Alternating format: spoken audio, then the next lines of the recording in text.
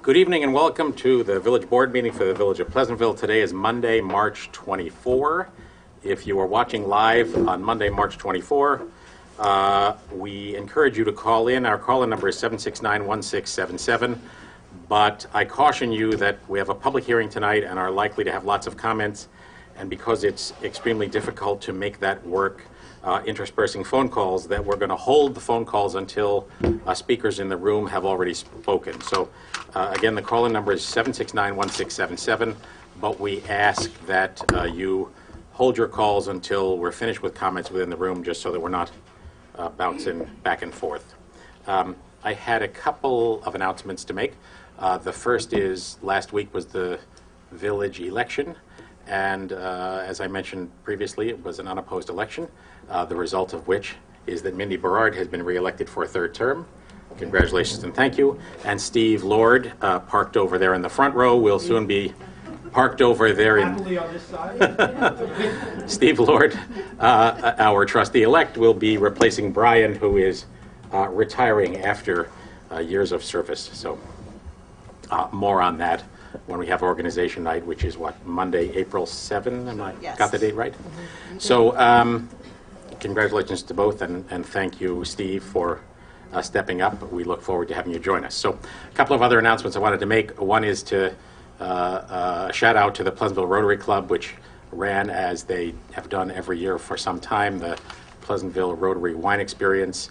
Thanks to Pace University for hosting it in their student center. A great fundraising event with lots of people.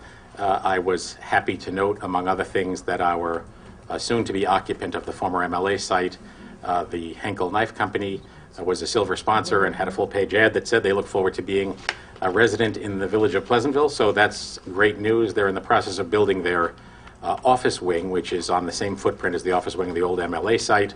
That will be a sleek, angular, glass-clad office wing. That's in process right now. The warehouse part is mostly finished, and they anticipate occupying at some point in the next 6 months. It's not exactly clear what their schedule is, but they are rolling. Anybody else have anything they wanted to announce?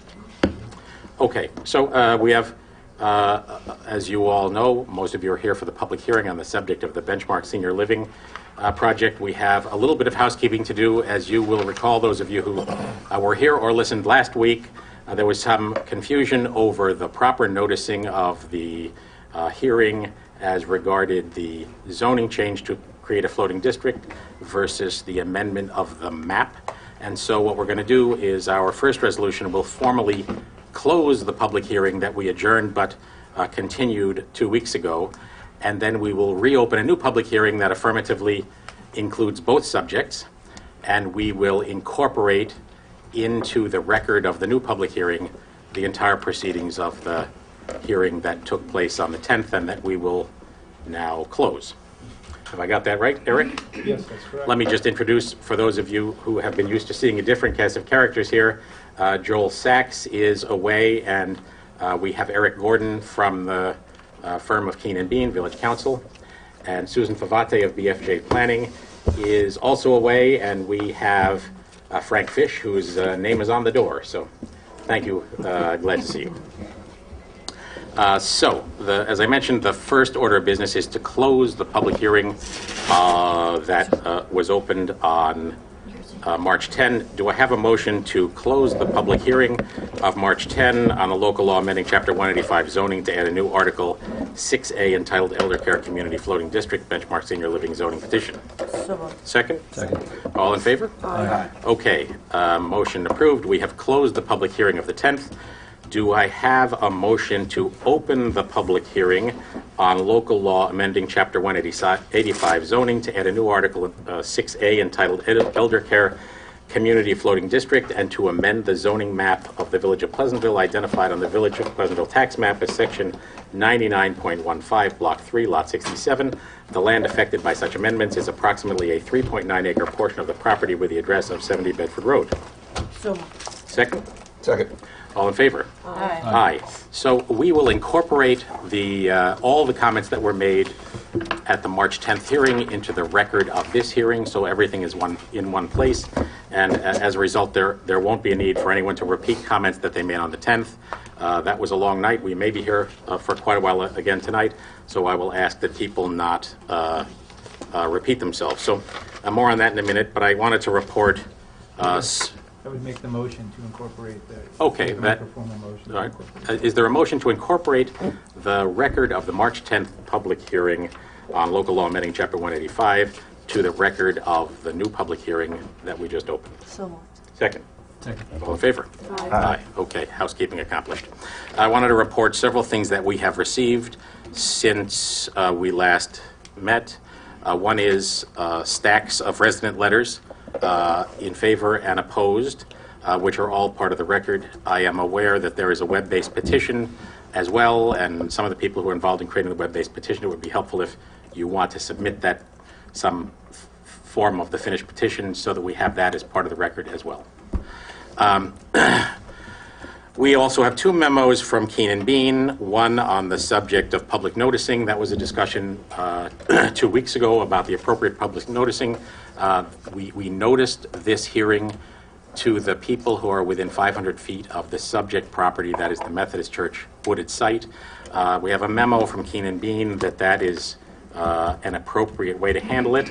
And I'm going to explain shortly a little bit more about the way the floating zone is currently written, and that touches on that issue, and more on that in a moment. We also have a letter from Keenan Bean on the subject of spot zoning. That's a follow-up to a memo they had given us quite some months ago, and a memo the applicant's attorneys had given us at the outset of this project, indicating that the proposed elder care floating zone is a legal and appropriate way to address this. So those are part of the record. The other thing that we received last week, somewhat surprisingly, was a letter from an attorney representing the Jewish Child Care Association. You will recall that I reported, and have reported a few times since, that about a year ago, the Jewish Child Care Association, which owns the Cottage School and the Edenwald School, a large property with an entrance on Broadway just below Lake Street, indicated that they were interested in subdividing a portion of their property in the village of Pleasantville for a proposed elder care facility. We've asked them several times since then, and they have indicated that nothing further is available to report, and we've heard nothing further since. This week, we got a letter from an attorney indicating that they have already been in negotiations with the town of Mount Pleasant about a reassessment of the parcel that they would propose to cleave off for potential lease or sale for senior living, and they are requesting the same attention from us. So the way the elder care zone is currently written, the Jewish Child Care Association site is ineligible because it requires a distance of quarter mile to commercial services. They are just outside that.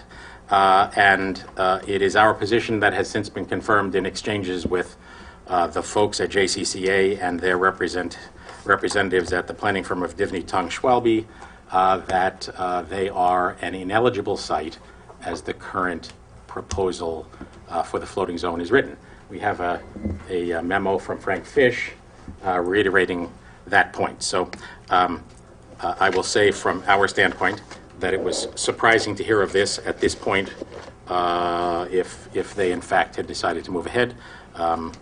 We'll see what happens about that, but the discussion tonight is just as it was a couple of weeks ago, that the proposed floating zone, if it were to be approved, would render their site ineligible for the use they propose. So I had a couple of things I wanted to touch on.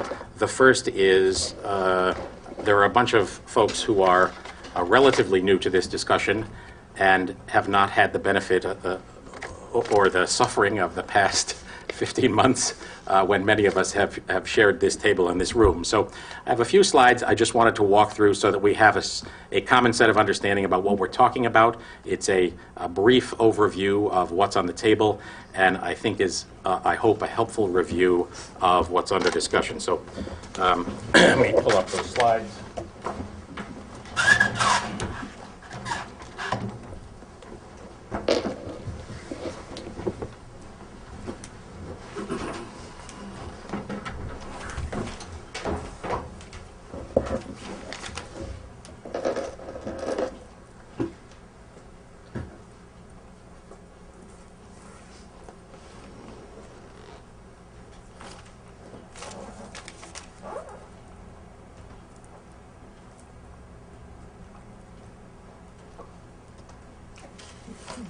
see what I'm doing in the dark here. Oh, you could say yes. There we go. Okay, so the first few slides are abstraction, a couple of pieces out of the map that you have seen before. This is a map that was given to us at the board's request that addressed the question of how the floating zone would play out and what other potential sites could be eligible under the terms of the floating zone. So the first aspect of the floating zone is it says that if an elder care, if a site was proposed for elder care use, it must have frontage on a state or county roadway. So what you see here in orange is state roadways, and in blue is county roadways. So Bedford Road is a county roadway, 117 and Manville Road, Broadway, and the Sawmill Parkway are all state roadways. So that is the set of roadways that are included in the proposed elder care zone. Every site in the elder care zone would have to have frontage on one of those roadways. Any site that didn't have frontage on those roadways is ineligible based on that term. Second piece here is the overlay that adds the requirement that a property must be a minimum of 3.5 acres. The two purple sites, the one you see right here and the one you see right here, are currently sites of 3.5 acres or more that are in private hands. The yellow sites are sites of 3.5 acres or more that are in the hands of municipalities, the state, or utilities. So this site here, this lamb chop shaped site, is essentially across the street from the benchmark site. That orange site there is the benchmark location, the proposed benchmark location, the Methodist Church site. Across the street is a parcel that is more than 3.5 acres, shaded in purple. The second purple site is the Ledge Rock condominiums. That would create the theoretical possibility that if someone were to buy the entire Ledge Rock condominium site and propose to turn it into a floating zone, that it would be eligible based on this criteria. As you'll see in a moment, it might become ineligible for other purposes.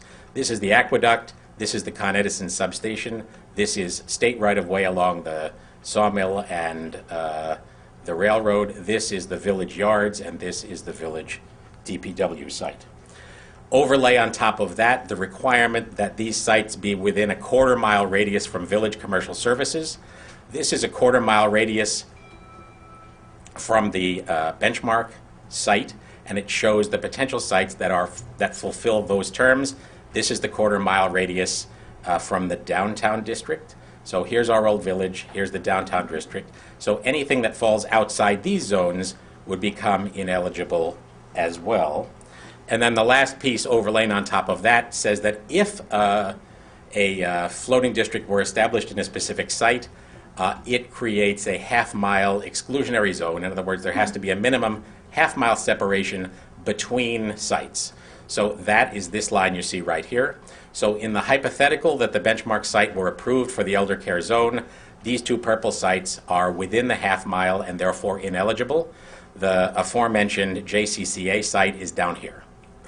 So it's pretty clear from that that the potential application of the floating zone elsewhere in the village is extremely limited because the zone is rather narrowly written.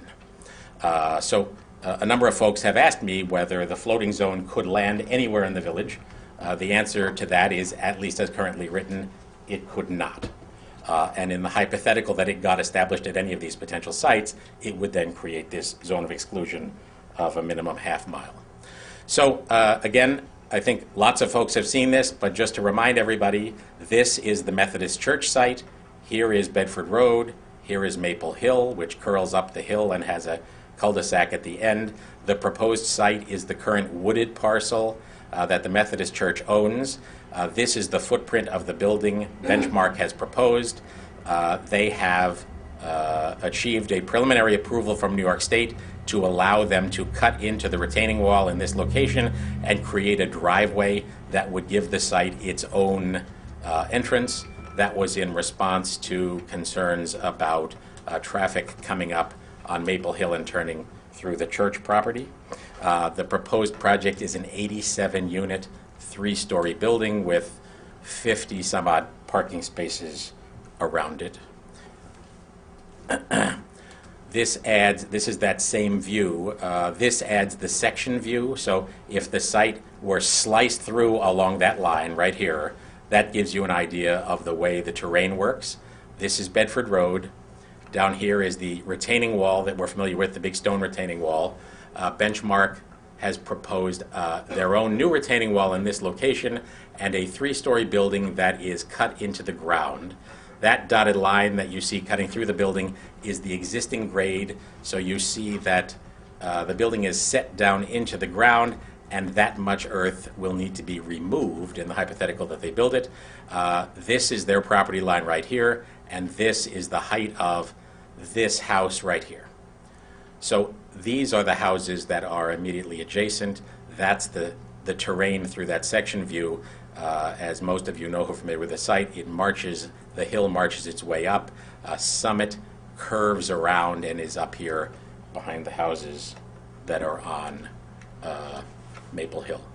This is the preliminary landscape plan that Benchmark submitted as part of their required submittals that gives an idea of the trees and shrubs they propose.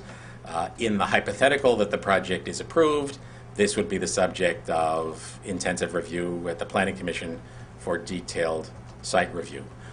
Then lastly, I have a few views here which may actually be the same, are they, as what Benchmark has put up here on easels. I just wanted people to get an idea of what Benchmark has proposed and the way it would look. This was a drawing they provided us to show the change when they reduced the height of it from a higher building to a lower building. That has already been resolved, and the current proposal is what you see in color here. This is the view, and correct me if I'm wrong, the view along Bedford Road. It's actually not a view that anybody would ever see because the building is set up on a hill, and from the road you would be looking up at it. This is the view from the church side. In other words, if you were in the parking lot at the Methodist Church, that's the view you would see. This is the view from the Maple Hill homeowners side, and this is the view from the homeowners at the north end of the site. So I tossed that out there just so that people have all had a chance to see what it is that's on the table, what's under discussion now, and then I had a few more points to make. I think we can flip that off, turn the lights on.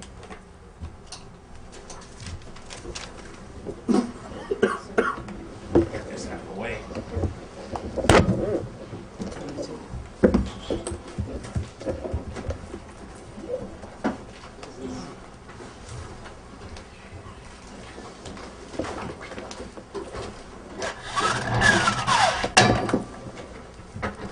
Can you kill that Shane, so we don't have a ghastly blue pallor that is more ghastly and blue than we already are. A couple other points I wanted to make that are points that touch on questions that have been asked of me before. As a lot of you who have been here for a while know, the north parcel at the Methodist Church has been the subject of development discussion and quite a bit of contention for at least 20 years, I think perhaps longer than that. There have been a number of proposals for that site at various points, including way back 20 or more years ago, potential healthcare-related activity. There have been proposals for single-family homes. There was a proposal for a condominium project. There was a period of time a couple of years ago when the village was examining the possibility of buying the entire property, in which case we would have occupied it as a village hall in the existing church building and sold the north parcel for zoning compliant single-family lots. And lastly, we have confronting us now the application from Benchmark for the project I just described. Along the way, I can report that there were other suitors for the property, including other religious uses that were under discussion at various points, and the church has been thinking about selling this property for a very long period of time. So I will say from our standpoint that one of the problems we confront whenever we have a proposal of this kind is to think about the project that is proposed and the potential evolution of the site in the event that the project is approved, and the potential evolution of the site in the event that it is not. So I do think that we can probably share common agreement that something is going to happen at this site. And I can also report that it's obviously a challenging site. You can see from what I just showed you that Benchmark's proposal involving the curb cut, the winding road, and the inset into the hill is a not inexpensive venture in order to manage a difficult site. And that difficult site has been an obstacle for lots of projects, and certainly has been an obstacle for a couple of people who looked at it for potential single-family home use. So there are a number of concerns about all of that. The property is, as it has been for many, many years, tax exempt because it's in the hands of the church. The proposal from Benchmark would return it to the tax rolls. They've given us tax generation estimates of about $425,000 all in. That is a combination of tax money received by the village, by the school district, by the town, county, etc.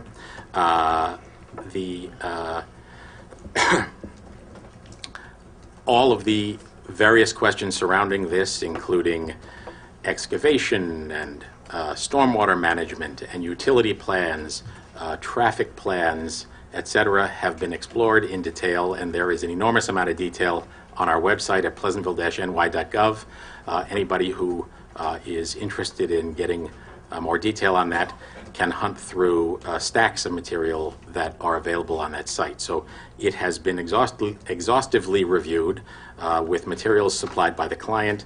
Those materials have been reviewed by us. They have been reviewed by BFJ Planning and consultants that BFJ has working under them to vet the applicant's materials, including in particular Hudson Engineering, which was a subconsultant to BFJ, so that all the materials supplied by the applicant are then reviewed to say, are they complete, are they accurate, do they make sense, are there further questions that need to be answered? Those of you who have been along for the ride for these roughly 15 months know that there has been a lot of give and take, a lot of back and forth, and a lot of cases where submissions to us were sent back for clarification, for correction, for addition. So there is an enormous record out there. I will say a number of people have touched on traffic and likely will touch on traffic tonight. There is a detailed traffic study and then an appendix added later on that addressed specifically the traffic conditions at the BRS pickup period, as well as in the evening rush hour. All that material is available for you to see, and you can arrive at whatever conclusion you want. I will say that it is, I think, apparent if you buy the notion that I think all of us buy, that something will happen at this site. Clearly there is some traffic impact attached to all of that, and relative to some of the other potential uses, including a more intense religious use, the traffic generation by this project is not, at least in my estimation, the biggest problem on the radar screen. So that obviously is up to everyone. So I encourage you to go to pleasantville-ny.gov if you want more information on that. As you know, we have been operating with the intention of voting on this before Brian Scarstad leaves the board and before Steve arrives, for no other reason that the 5 people who are sitting here are the ones that have been engaged in this for a year and a half and have all the detail. It is our tentative plan to vote on this at a meeting that we will hold a week from today, Monday, March 31. That is not a regular week for us to have a regular session, but we are going to do that for 2 reasons, one of which is we need to have a public hearing on the draft budget, about which I could give you a report, but probably now is not the time. It's actually looking okay. We're required to have a public hearing on the budget in March, and tonight certainly didn't seem like the time to use a captive audience to go through all of that. So a week from today, on Monday, March 31, we will have a meeting that begins at 7 p.m. That's an hour earlier than our usual meeting to do the public hearing on the budget and the presentation about all that is included in that, with the thought that our regular course of business would begin around 8 o'clock having finished the budget thing, and pending the evolution of this and the discussion tonight, that agenda may include a vote on the benchmark project. It is possible that we won't vote on it and won't add it to the agenda. That's going to depend in part on all that's said tonight, what's added to the record, and the views of the board. But I do think, and I know that some people on both sides of the argument are in agreement that it does make sense for the 5 people who know the most about it to be the ones to vote on it, especially and only if we feel we have asked all the questions that need to be asked and have all the answers we need. So that's something you are here to help us with tonight. Lastly, let me say that we have received a number of extremely disturbing reports of people who felt that they were threatened or harassed based on their opinion. That is an appalling circumstance, and it clearly is not something that any of us, I think hopefully any of us in the room, want to be happening in the Village of Pleasantville. This is a contentious issue, as everybody knows, but everybody has a right to speak. Everybody ought to feel free to say what they think, and everybody ought to feel free to say it in an environment in which they do not feel repercussions. So, a couple of ground rules tonight. We operate a rather freewheeling public hearing in comparison to many communities, and we intend to continue to do so. But as I indicated at the outset of the public hearing, everything that was said on March 10th is incorporated into the record and doesn't need to be repeated. Any of you who are interested in what happened and haven't seen it can watch a webcast at pctv76.org, where the entire video of that meeting is available if you wish to watch it. So firstly, I ask that those of you who spoke last week are obviously welcome to speak again, but hopefully on different subjects. If we arrive at a circumstance where we're treading ground that appears already to have been addressed, I'm going to politely ask you to move on. I want to also report that this is a public hearing with people from the community to speak to the board, not to one another. It isn't a debate, and if you disagree with the comments of some speaker, you are welcome to speak later and offer your counterpoint to the board on that subject, but you are talking to us, not to other members of the audience. I can say that the most important thing to me in everything I do, and in the near 13 years I've been sitting in one or another chair in this table, is to maintain this great tradition that we've had in Pleasantville of open exchange. I know that tempers run high in contentious matters, and we've seen it many times, but we live here together. It is this board's intention to allow everybody to be heard on every side of the subject, and we seek to enforce that tonight. So I ask for everybody's cooperation on that front. Does anyone want to add something to any of that? There you have it. So I invite comments and ask that everybody who wishes to speak have an opportunity before anybody speaks a second time. So when you arrive, what? Yes, we did. We're open. Each speaker, I ask that you give us your name and address. I actually know who you are, but we still need your name and address. That is quite all right. My name is Bill Flukes. I am the president of the Pleasantville Chamber of Commerce and the owner of the Beecher Flukes Funeral Home at 418 Bedford Road here in Pleasantville. Village Manager, Village Administrator Patty Dwyer, Mr. Mayor, and the Village Board, thank you for hearing me out tonight. I will be very brief. I represent the Pleasantville Chamber of Commerce tonight, who supports the Benchmark Senior Living project. It will be a good economic enhancement for business in Pleasantville. It has a lot of bringing in the residents, business-wise, in Pleasantville for retail, eateries. Could we please be quiet? Thank you. Houses of worship will gain parishioners, congregants, and temple members. And you didn't write this, but this will bring hundreds of thousands of dollars back into the tax base. This project will not have a negative effect on the Pleasantville school system, since there will not be any students going to the schools, and it will help again on the tax rolls. It will enable current Pleasantville residents who currently live in Pleasantville and want to stay here to have a segue into a senior assisted living. Just to our south in White Plains, the Bristol has opened, and the Kensington House, assisted living there, and also Bristol has opened in Armonk. So we would like to see those people in Pleasantville have the opportunity to stay in Pleasantville at the Benchmark facility. And lastly, the property will be sold one way or the other by the church, and we just hope that this might be the best economic and social choices for the Village of Pleasantville. Thank you.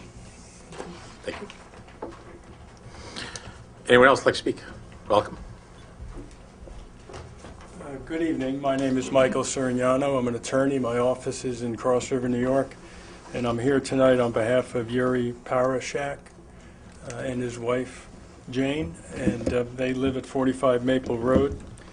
And I'd like to address some of the legal issues. You've heard from Yuri in the past, and he has spoken to you, like other residents on Maple Hill and other nearby properties, from the heart about their concerns about maintaining their enjoyment and peace and quiet in their neighborhood and the character of the neighborhoods. And while some of you may or may not agree with Yuri's views on that, I think you all believe him to be a sincere gentleman and a man who enjoys his home and chooses to live in this town for a lot of the reasons that everyone else does. So my job tonight, and I'll try to be brief, is to address some of the legal issues. Now, Mr. Mayor, your presentation there answered some of my questions about the notice requirements, although I do have some questions that still remain. I took out your map and got a protractor from a friend. I haven't used one since probably grade school, and I started drawing quarter-inch radius circles to try to figure out what lots potentially would be affected, and I enjoyed your overview. So the question becomes, you've identified at least several potential sites, and my question is, were property owners within 500 feet of those sites, at least the ones you have so far identified, given notice? We provided notice to property owners within 500 feet of the Benchmark site. Right, but not these other potential sites? Right. Okay. The second thing I would do is I disagree with your overlay of the 3.5 acre minimum lot size in terms of identifying potential sites, because that's misleading in this respect. Benchmark or any other large developer or builder of assisted living homes could buy up 2 or 3 lots, contiguous lots, and form a piece that's 3.5 acres. So the analysis that this floating zone is really very limited isn't necessarily so. A shrewd and economically powerful developer could assemble 3, 4, 5 lots anywhere in town that has frontage on a county or state road, and thereby surprise the neighbors in that zone who thought they were safe from this floating zone. See, the problem with floating zones, and there are legal problems which I'll address briefly. I know you have opinion from Joel Saxon. He's a first-rate land use lawyer. I disagree with him on this issue, but you certainly are well represented. But the problem with floating zones, they may be very useful planning tools, particularly in non-residential districts, but when you let them flop over or flow into residential districts, you've entered into the equation a great degree of uncertainty for homeowners. They did their due diligence before they bought their home. They investigated what the zoning was, and they had no clue, certainly those up on Maple Hill, that their properties would be subject to a rather enormous non-residential structure in their backyard. So although to the same degree that floating zones give this board flexibility, they invade or create an equal amount of uncertainty for homeowners. And I think you have to be very careful when you overlay floating zones or allow them to flow into residential districts. Just briefly on some other notice issues, were the neighboring municipalities given notice of these amendments? In fact, the latest revision of them? We have provided all the required notices. Okay, all right, very good. In addition to giving the notices, and I believe you haven't given them to property owners within 500 feet of at least those additional properties that you have identified through your overlays, the notice has to give sufficient information to a layman, not to a lawyer, not to a land use specialist or a planner, but to a layman, to an ordinary homeowner, what this hearing is about and what the impacts potentially are of a proposed zoning amendment or a map revision. And in the cases, I'll hand up a letter at the end of this where I cite the cases that I think make it clear that the notice that you have published, where basically you have copied and attached the entire ordinance that is before the board, does not give warning to homeowners who are not within 500 feet of this particular site that their properties may be adversely affected by this floating zone. Another problem with the floating zone concept. So I don't believe that the notice itself is clear enough or gives sufficient warning to the layman, to the homeowner, that their property next year or 2 years or 5 years from now may be affected because all of a sudden a Benchmark or some other developer has assembled 3 or 4 parcels in the neighborhood and has now gained entry into the floating zone and comes back, asks this board now to remap their property. So I think the notice is not sufficient for that purpose, and you ought to give some thought to that. Lastly, on the procedural matters, there's a code section 185-58H, which requires a 4/5 vote in favor of adopting an amendment when the amendment's under protest by 20% more of the area of the land included, 20% more of the land immediately adjacent, 20% or more of the land directly opposite, extending 100 feet, etc. I believe you have a petition that has nearly 300 We do, signatures, so and we're are operating you- under the assumption that It'll be a any four. approval would require a 4 out of 5 minimum vote to Okay, pass. not a simple 3-vote majority. Correct. Good, okay. Now, I've looked at your master plan and the most recent 95 master plan update, and absolutely silent as to assisted living uses, absolutely silent about floating zones, even though certainly floating zone was a concept well established by 1995 when you last did your update. So the master plan, which is usually the roadmap, so to speak, for a village or a town board to amend zoning, isn't there. It doesn't help you. It offers you no guidance whatsoever. So I would submit that you're really putting the cart before the horse. You should be having your planning board explore an update of the master plan, at least with regard to floating zones and assisted living, before you act on this amendment. I think you're doing things exactly in the reverse order.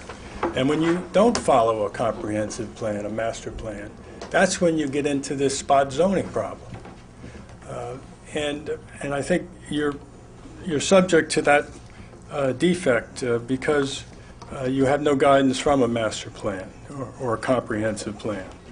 In fact, this assisted living proposed use is directly contrary or contradicts your current zoning for the RRR district.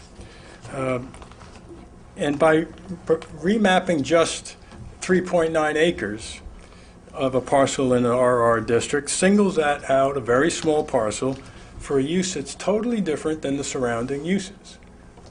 I've just given you the definition of spot zoning. It has nothing to do with floating zones. Yes, floating zones are legal. But what you're doing, in the absence of a comprehensive plan, and singling out just a portion of a larger lot, and changing its use to a totally different use in the surrounding area, you have violated the prohibition on spot zoning. Now, assisted living residences in an RRR zone are absolutely prohibited under current zoning.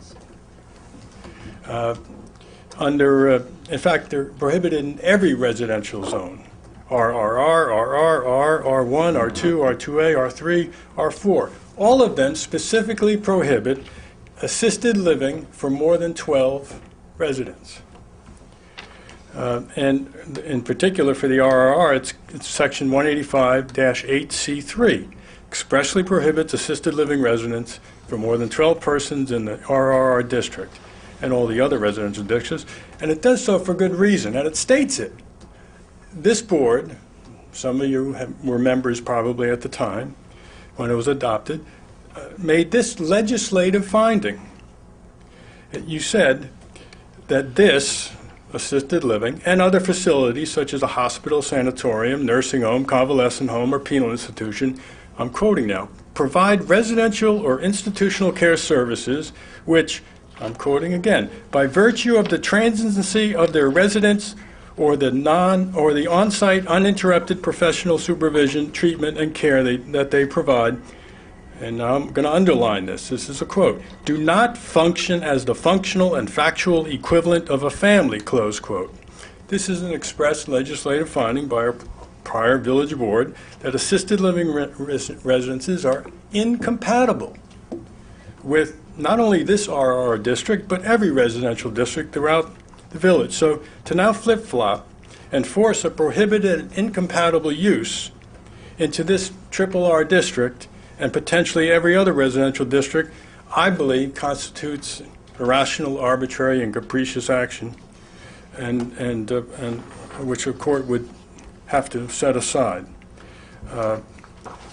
Now, let's go to the EC floating zone and the remapping. That would permit totally different use from the surrounding areas at this site, certainly, and both amendments would benefit Benchmark's business purposes and goals, no doubt, but there would not be enacted really for the general welfare of the community, and those are the legal standards. I'm not going to bore you with the case sites, but if you were to do that, those are the true benchmarks, sorry for the pun, of illegal spot zoning.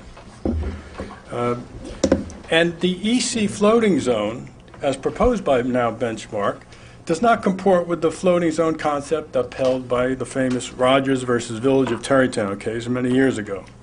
Because in those cases, in those floating zone cases, they dealt with new and different uses that never had been before in effect or even considered by a village or a town. That's not what's happening here. An assisted living residence is not a use or a term that's unfamiliar to this board. First of all, I've noted you've already prohibited them in all residential districts as a legislative finding that they're incompatible with residential units because those living there don't equate to a family use. But more than that, there's the definition of assisted living is already in your code. I don't know if you know that, but section 185-3B, the definitional section, already defines assisted living residence. And then under that same definitional paragraph, 185-3B, you distinguish an assisted living residence from a dwelling when you define dwelling. So I'm quoting the dwelling definition. Dwelling is a building or portion thereof used as living quarters for a family. The term, quote, dwelling, unquote, or, quote, dwelling unit, unquote, shall not be deemed to include an assisted living residence. So your current town code makes a clear distinction between dwelling or dwelling unit and assisted living residences, and specifically limits the term dwelling or dwelling unit to a building or portion thereof used as living quarters for a family. Thus, you've made another prior legislative finding, or your forefathers and foremothers that sat in your chairs, that assisted living institutional uses are not the same as and are not compatible with single-family residential uses. But it doesn't stop there. It's not just that you've prohibited them in all residential districts and you've distinguished them from dwellings and dwelling units elsewhere, but you permit them. You permit, under current zoning, assisted living facilities in the R-PO district. Now,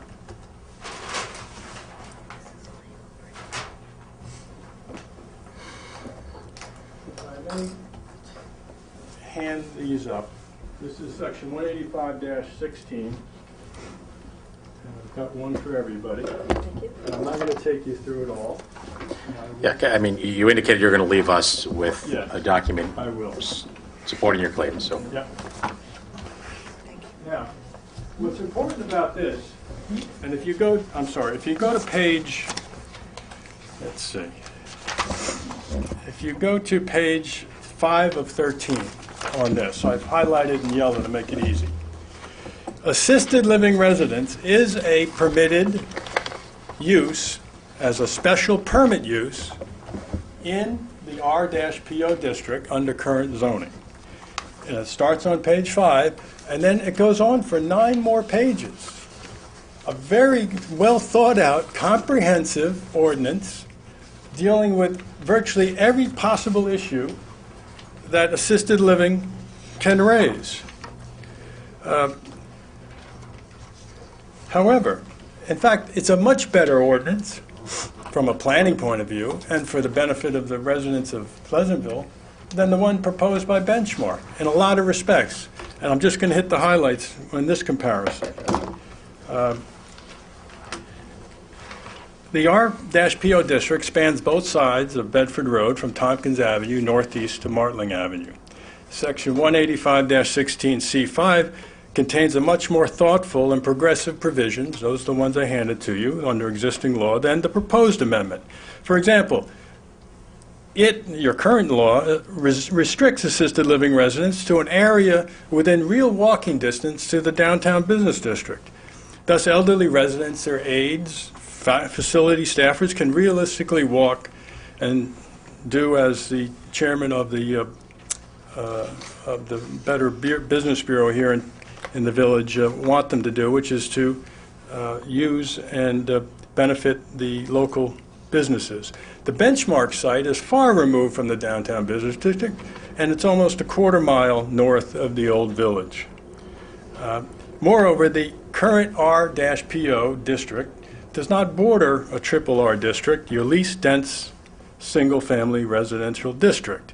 Instead, the R-PO district is surrounded by the A1 to the west, the R4 to the north, the R2A to the east, and the R1 to the south.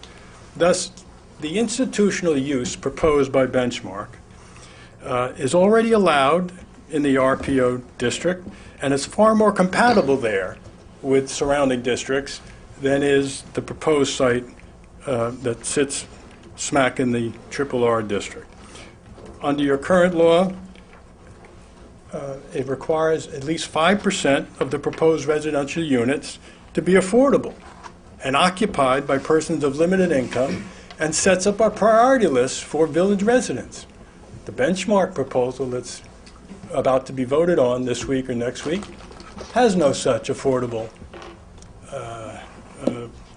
provisions that would benefit people here who have been longtime residents and perhaps can't afford the full freight that Benchmark will charge. Not surprisingly, Benchmark's proposed amendment makes no provision for affordable units. They're in business to make money. It's up to you to tell them, we want 5% affordable units. Or go find 3 or 4 lots in the R-PO district, assemble them, and raise the buildings there and build your own new building under existing zoning in the district that the prior village board has deemed to be appropriate. The current law also limits to 20% the proposed number of 1-bedroom, 2-bedroom units. Benchmark's proposed amendment contains no such limit on a percentage limit on the number of 1-bedroom and 2-bedroom. And also the bulk requirements in the RPO district that would apply to assisted living under current law are governed by Schedule 3, whereas Benchmark's amendment incorporates the less restrictive bulk requirements found in Schedule 2. So let me hand you those. Why don't you hand us all this material at the end? I think that would Is be that- more is that better? efficient, wouldn't it? Okay, but I think graphically it would Yeah. be easy for you to see that, that for example, the RPO district limits the maximum building coverage to 20%, while Benchmark's proposal would allow 25%. Existing law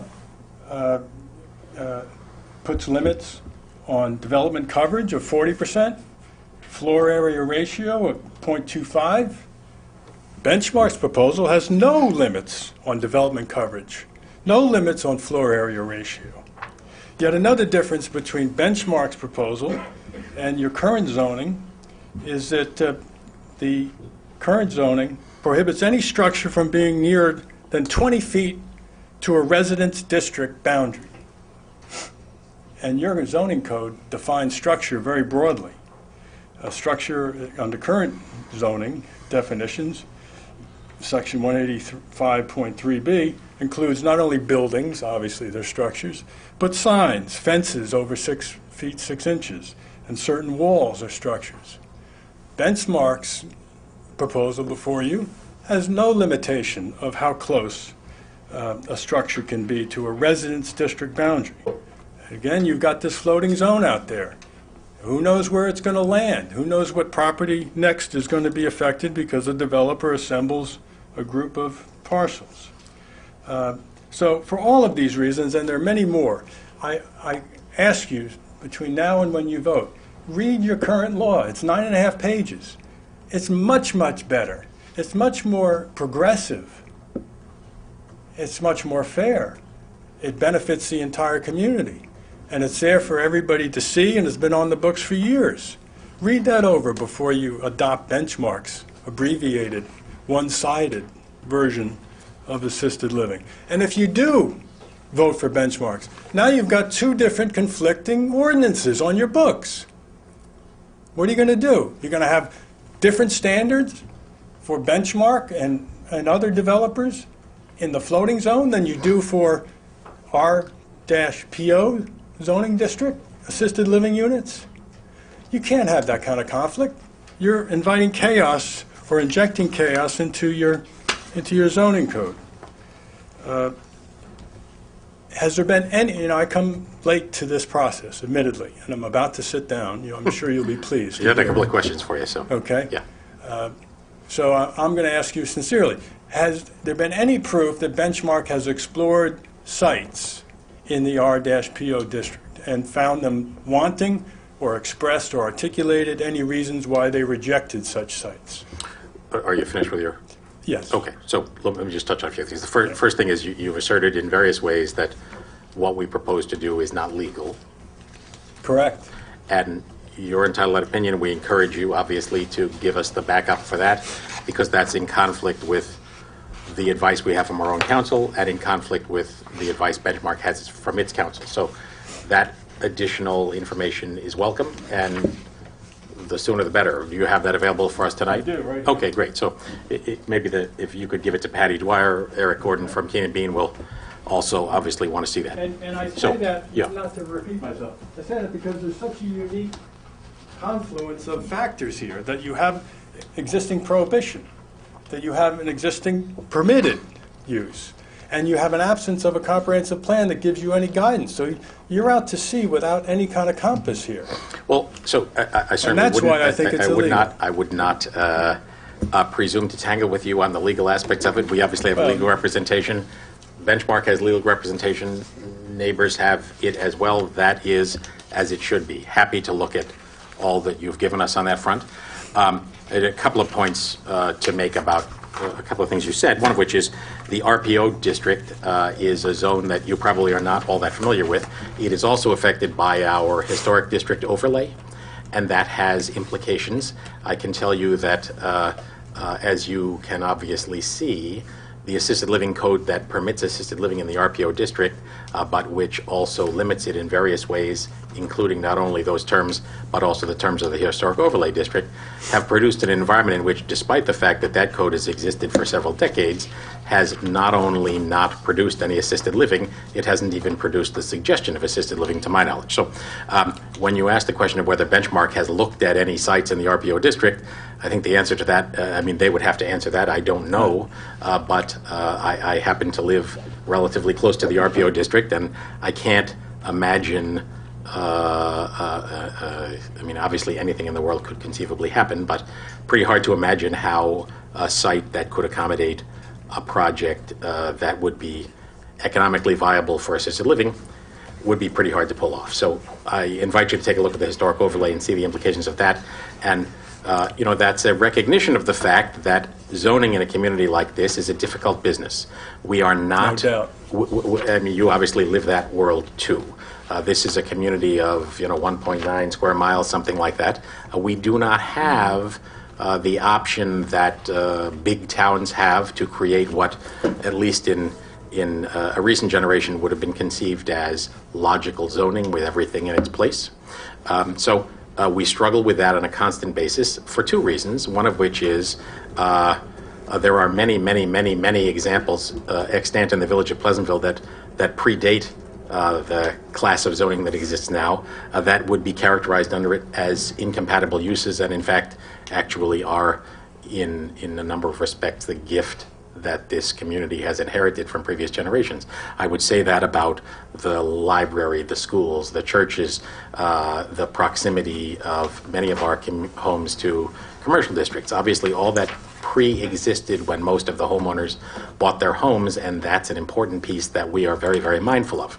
But what I'd be interested in your thoughts on, if you're willing to offer them, because it's a subject of great concern to us, is that the discussion about what might happen to this particular parcel, obviously what's on the table right now is this proposal, but also, as I mentioned in the preamble to all of this, is if not this, then what? So I think some would argue that the site is very, very difficult to develop for anything, and certainly difficult to develop for anything modest. Secondly, I'd be interested in your thoughts on the rights of a religious use to develop that site as of right. So, I mean, I'm not sure if you're aware of the history, and perhaps you heard some of what I said. Any homeowner who arrived in that neighborhood in the last 25 years has been had a ringside seat on multiple discussions about what might happen to it, many of them contentious. So this adds to a long-running story. I'd be happy to answer your All question. right, go for it. It's 3.9 acres, which is approximately 169,000 square feet area that they're proposing to use. Could theoretically support, under current zoning, 7 single-family homes. So there's one option that not Benchmark, but some residential developer comes along and goes to your planning board for and a let me subdivision. just to shed some light on that, I can tell you that when the village was looking at that parcel, when we were looking at buying the entire property and using the church building as a village hall and selling the wooded parcel for zoning compliant use, it was not the opinion of our advisors at a preliminary level, not a detailed level, that the topography would permit 7 homes. So Well, I can tell you, because this is the life I lead. Development now in Westchester is very difficult. The only sites left are steep or hilly or wet or problematic. I'm guessing So you're it takes- preaching to the converted with the applicant, probably. It takes creative developers and creative zoning to try to do something positive. Right. But if the theoretically maximum 7 homes, they've got 87 separate residential units. That's a 10-fold increase in density from what current zoning would allow versus what Benchmark is proposing. That's an enormous change. But to get back to what else could happen there, religious use, obviously, and they get preferential treatment under by reason of constitutional and federal law considerations. Educational use, private schools, child care, nursery schools, preschools, all kinds of opportunities are there. And it is hard work. So, I mean, I bring to that up zone it. only to say, first off, a religious use has a lot of rights built into their opportunities. All right. And, oh, got to change the tape? All right, we're in a brief hiatus while the videotape changes. Okay, and I'm going to hand back the All right. All right, we're back. Sorry for that break. We were switching tapes. So just to recap the question, one of the matters we grapple with, having nothing to do with the specific merits of the benchmark project, is that if not this, then what? And it's important for us and the community to recognize that there is a range of scenarios, some of which have the potential to be problematic in lots of other ways, and which we wouldn't necessarily have the right to reject, and which could potentially produce impacts and no tax dollars if it was an exempt use. So that's anything you might add to that. Well, I'd be just, interested. tax dollars alone doesn't make what has been historically an incompatible use in a RRR zone now all of a sudden compatible use. And nobody suggested Okay, so I need... that was the only element I think of the picture. what Yuri and others would like to hear is this board to articulate why what is and has been incompatible is now, in your minds, potentially compatible. What's changed? Has your zoning theory changed? So we obviously will address at the point at which we vote our comments, and we've had an extended, extremely open 15-month discussion with the community members. This, as you know, is a public hearing. It's not a debate. You've presented to us a bunch of ideas, and we're more than happy to look at them and interested in them. If you're willing and interested in commenting on the potential development of the site for religious uses and the potential impacts on the neighborhood, I'd be interested to hear that if it makes any sense to you. I thought I've answered it, but is it because they get tax exempt status that you are fearful of that kind of a use? I don't mean that we're fearful of the use, but I can tell you that one of our concerns is that there have been lots of different proposals for this site, some exempt, some not exempt, some as of right, some not. Long and a bit tortured history involving lots of contention.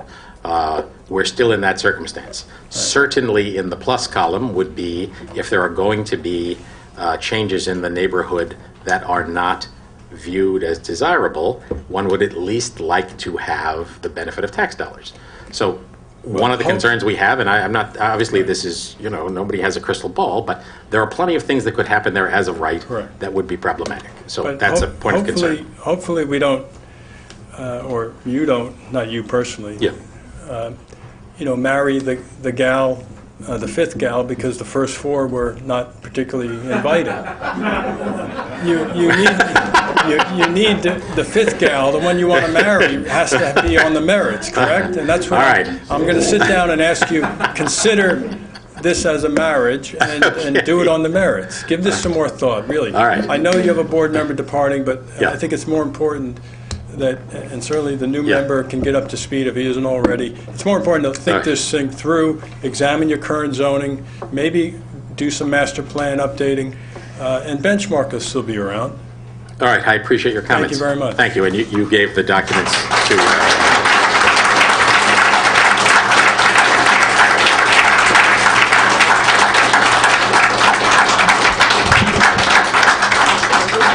My name is Eileen West. I live at Foxwood. Mr. Sirignano just stole half of what I was about to say. Well, that will shorten our evening, so... Yeah. I'm not paid. The point that I was going to make, and honestly it's been made very well, is that something that Foxwood has been saying for a long time, which is that this is kind of an end run around the RPO zone and its protections. And as you know, we've submitted letters on it. You mean the RRR zone? No, the RPO. Oh. In other words, that this is a way, this floating zone is just a way not to keep in place the requirements of the RPO zone. And when we had submitted an alternate proposed text amendment trying to keep many of the protections of the RPO zone within Benchmark's plan, I mean, I can't say you didn't seriously look at it, but in any event, it really went nowhere. My concern is a little bit different than Mr. Sirignano's because I don't think this zone floats anyplace. Based on the map, there can't be anything, at least with an existing parcel, that can possibly qualify because the two purple ones on the map are within a half a mile of Benchmark. And there's nothing else except the Catskill Aqueduct or Con Ed, where nobody's certainly going to build something that would qualify. So what you have here, and maybe Mr. Gordon can say something, you have one parcel that can qualify. That's it. That's not a floating zone. That's a zone that is being built in a particular place, really to get around existing regulations. And that's a concern. I mean, I'm not a land use expert, but if I was going to say, what is this? It's a single parcel. There is nothing else. It's being done for this, for this developer. And that's So it, that's because this- you right. said 3/4 of what I was going to say. Thank you for Thank you. that comment and for referencing Gary. Welcome. Hi, my name is Arnold Weil. I have a construction business at 34 Marble Avenue on the corner of Hobby Street. I'm not sure everybody's going to like what I'm going to say, but I am an architect and a city planner. I have degrees from Pratt and from Yale in those disciplines, and I've been running my business on that corner over there for over 40 years, and I care a great deal about this town. So I actually made up a very long speech here, but I'm not going to, in the interest of so many people being here, I'm not going to read that speech. I'm just going to try to summarize it very briefly. First of all, on a personal note, I have kind of two homes. I spend so much time here in this town with my business, but I happen to live in Armonk, where there's just recently completed a assisted living, and I was so happy to see an assisted living there, and frankly, I was kind of happy to see one here. I think it's a very good thing for this town, and the reason I think it's a good thing for the town, and this is really all I really want to say, is because in my opinion, it can be done painlessly, and I think it's just a great site for the facility. I've gone around the whole thing, and obviously there are neighbors here, members of our community, who feel that it's a kind of thing that's going to be very disturbing, but from my point of view, going around the place where the church is and the potential site, yes, I'd rather look at a tree than look at a building, any building. But I think that as a member of this community, I just want to say that this community could use this facility, and it would allow people who are getting older, maybe like myself, to have a place to stay here in our community. And that's really all I want to say. Thank you very much. Thank you. I wonder if one thing I didn't mention, and if Gail Wind is willing to speak now. There was a discussion 2 weeks ago about the potential impacts of the Benchmark site on the Pleasantville Volunteer Ambulance Corps, and since then there has been a meeting with PVAC and Benchmark and Mindy Berard, who's the liaison to the rescue squad. Gail Wind of PVAC. Thank you. Welcome back. Thank you. We did have an excellent meeting last Thursday. We met with Mr. Cook and Mrs. Berard, and we basically told them what we're about. They told us what they're about. There's many people, I think, even in this village, that don't understand that we're 100% volunteer and that we still don't bill our patients. We basically, just in a nutshell, we pretty much said it's going to be a wait-and-see process. If it does go through, we're looking at 2 years that it's going to be here. And we don't know where we'll be in 2 years. We could have an influx of new members. We could also be paying people by that time. We don't know. They would be residents and they would be taxpayers of this town just like anybody else who calls us for needless things. So we really couldn't. We've discussed it after the meeting. We discussed with a lot of members. We were talking about it, and we said, we get calls from a lot of residents for really non-emergencies that were basically a taxi service. So we really shouldn't be, blaming these people who are also residents and taxpayers. But again, it's basically a wait and see, and we're going to keep the dialogue open between them. And if it does come in, we will meet with them on a regular basis and look at numbers. They were going to get some numbers for us from their facilities that they already have.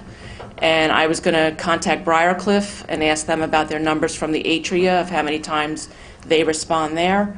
And it's basically a wait and see. But I appreciate the time that they gave us, and we will continue to meet and have discussions. And did you want to add anything to that, Indy? No, only other than PVAC was very gracious, gave a lot of suggestions as far as also, because they were, Benchmark had said they would plan to contract for non-emergency. We established what a non-emergency was, we think.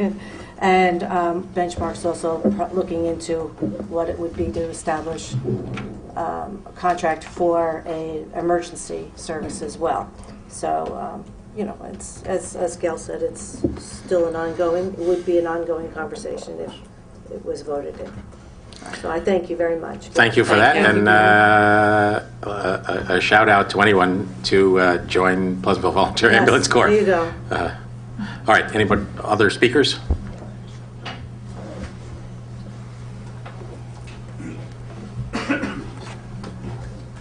Good evening, Pat Hutton, 42 Maple Hill Road. I'm not going to repeat what I said the last time, but a couple of points have been made here tonight about tax revenue. And some numbers were thrown about, and I'm not pretending to know all the numbers, but I had heard of the roughly $400,000 that maybe $100,000 is going to go to the village, maybe $200,000 go to the school. And what was just said, the sort of wait-and-see attitude, there's going to be a wait-and-see attitude or a wait-and-see on what the impact is going to be, potentially from a cost side in the village, as it relates to services, with sanitation, with police, etc. So the $100,000 really isn't a very large number. With the type of budget that we have on our services, we could probably deal with that differently, and you already said that our budget is looking pretty good for when you want to present it the next week. So again, that $100,000 doesn't seem to me to be quite a lot if there is going to be a need for increased services at this very large facility. The other point of the $200,000 going to the school district, the type of, on the demographic that you want, the Fiorettis, my neighbors across the street, are the demographic you want. The Ceccatellis around the corner are the demographic you want. Our kids have all gone through this school system. We're paying. He's the last of the Mohicans here. There's a lot of my neighbors on Maple Hill that aren't really high users of the school district and the services. But if our major investment in our homes is going to be affected by this, and it will, we firmly believe that it will, we may take flight. We may move out. We may sell because there are a lot of interested young families who want to come to Pleasantville. Pleasantville has a wonderful reputation for high services for students in the district.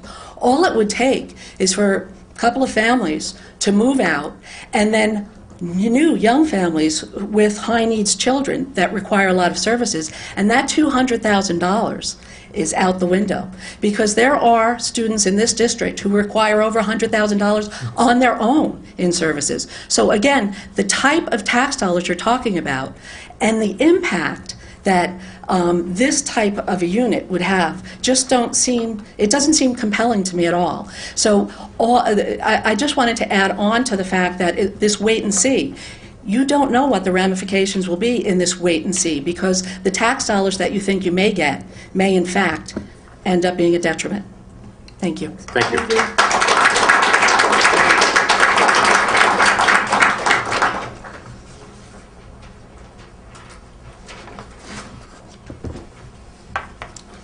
Hello, I'm Sarita Roy. I live at 100 Summit Place.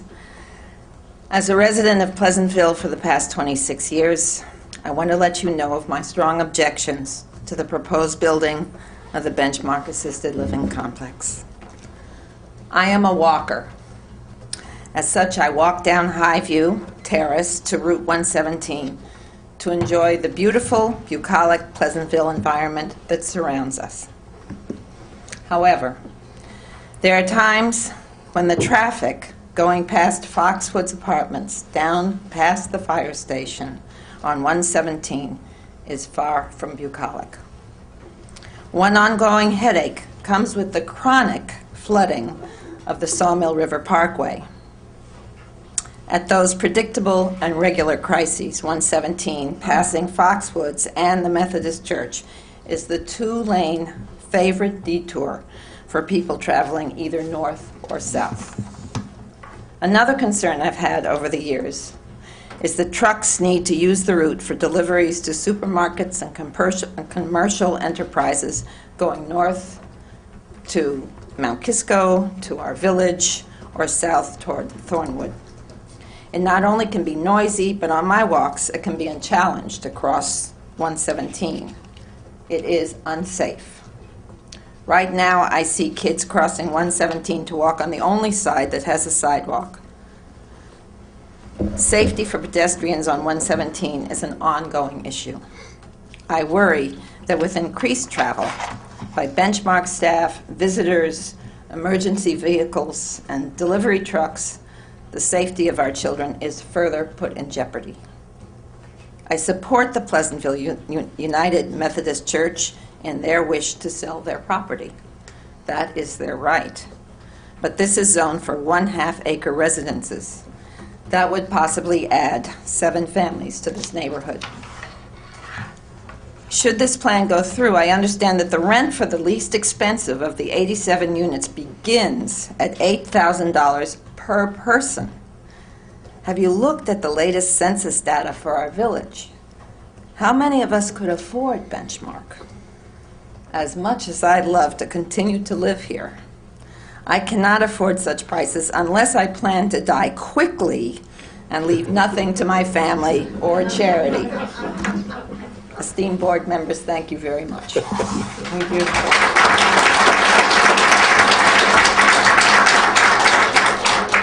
Hi, my name is MJ Becker, and I live at 15 Woodland Road. I really am disturbed by this wait-and-see view of life. I live about a block and a half from the St. Jude's. It's not assisted living. The residents are multi-handicapped, and there are about 10 residents, I'm guessing, in there. There can't possibly be more than 20. If you want to see what happens, you come over to my neighborhood. You see the trash that the workers throw on a regular basis. It's lunch items. It's not blowing recycling bins. You see the way they go through stop signs and they speed and they don't move aside when you're walking your dog or your children are out on the street. My child is afraid to ride his bike in his own neighborhood. So I don't like the wait and see. They've been a bad neighbor, and I can't imagine this is going to be much better.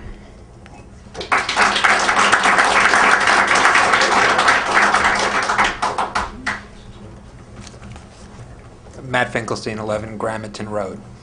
Nice to see you all again. I know I spoke at length at the last meeting, and I'm going to not cover that same ground, but I have a few additional points that I want to make. First of all, on the traffic issue, I mean, there's studies and then there's common sense. And I was not around for the vetting of the traffic study that my understanding was paid for by Benchmark, which is the requirement that they had to do. My question to the board is... So I just didn't want to leave that untouched. The applicant is required to provide these studies, and they were provided by John Meyer Consulting, and then those studies were given to BFJ Planning and vetted by BFJ and their subconsultants. So it's the responsibility of the applicant to pay for that study, and then it has been reviewed on our side. So I just didn't want to leave the impression that, you know, whatever the applicant says is taken as the gospel. It's vetted. That was my question for the board, and Yes. that was where I was going with that. Sorry, I jumped ahead of you. Sure. And the people that reviewed that study were traffic safety experts as You well. want to touch on that, Frank?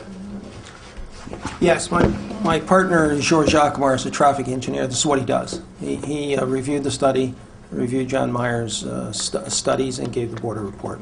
But he didn't do his own study, correct? No, we did not do our own studies. We looked at the validity of their studies. and against what's called, I don't mean to get into details, but against what's called ITE data. That's the Institute of Traffic Engineers in Washington. So we did review it, did vet it, did go through the trip generation counts and compared it with our other studies. We've done a number of assisted care facilities, both here in Westchester, parts of New Jersey, in Princeton, and then also several in Connecticut. It just seems that many people here are of the opinion that the traffic in the Old Village is reaching a tipping point, especially during certain hours of the day. And especially with additional truck traffic, deliveries, and things like that, it's going to have an impact. And you know, that has to be a consideration. And I know when a study is done and is paid for, I understand that there's a vetting process, but they basically you know, set the parameters of the study. I know it had to meet certain criteria, but the traffic impact has to be considered. And to say it's insignificant when you have a village that's already reaching a tipping point regarding traffic at this particular location, which isn't accessible in the way other parcels might be accessible, needs to be given consideration.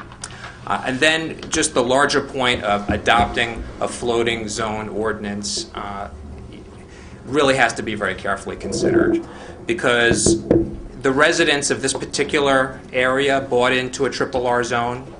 They paid a premium to do so. I paid a premium to buy into a top-rated area, and many of the village residents paid a premium to do that.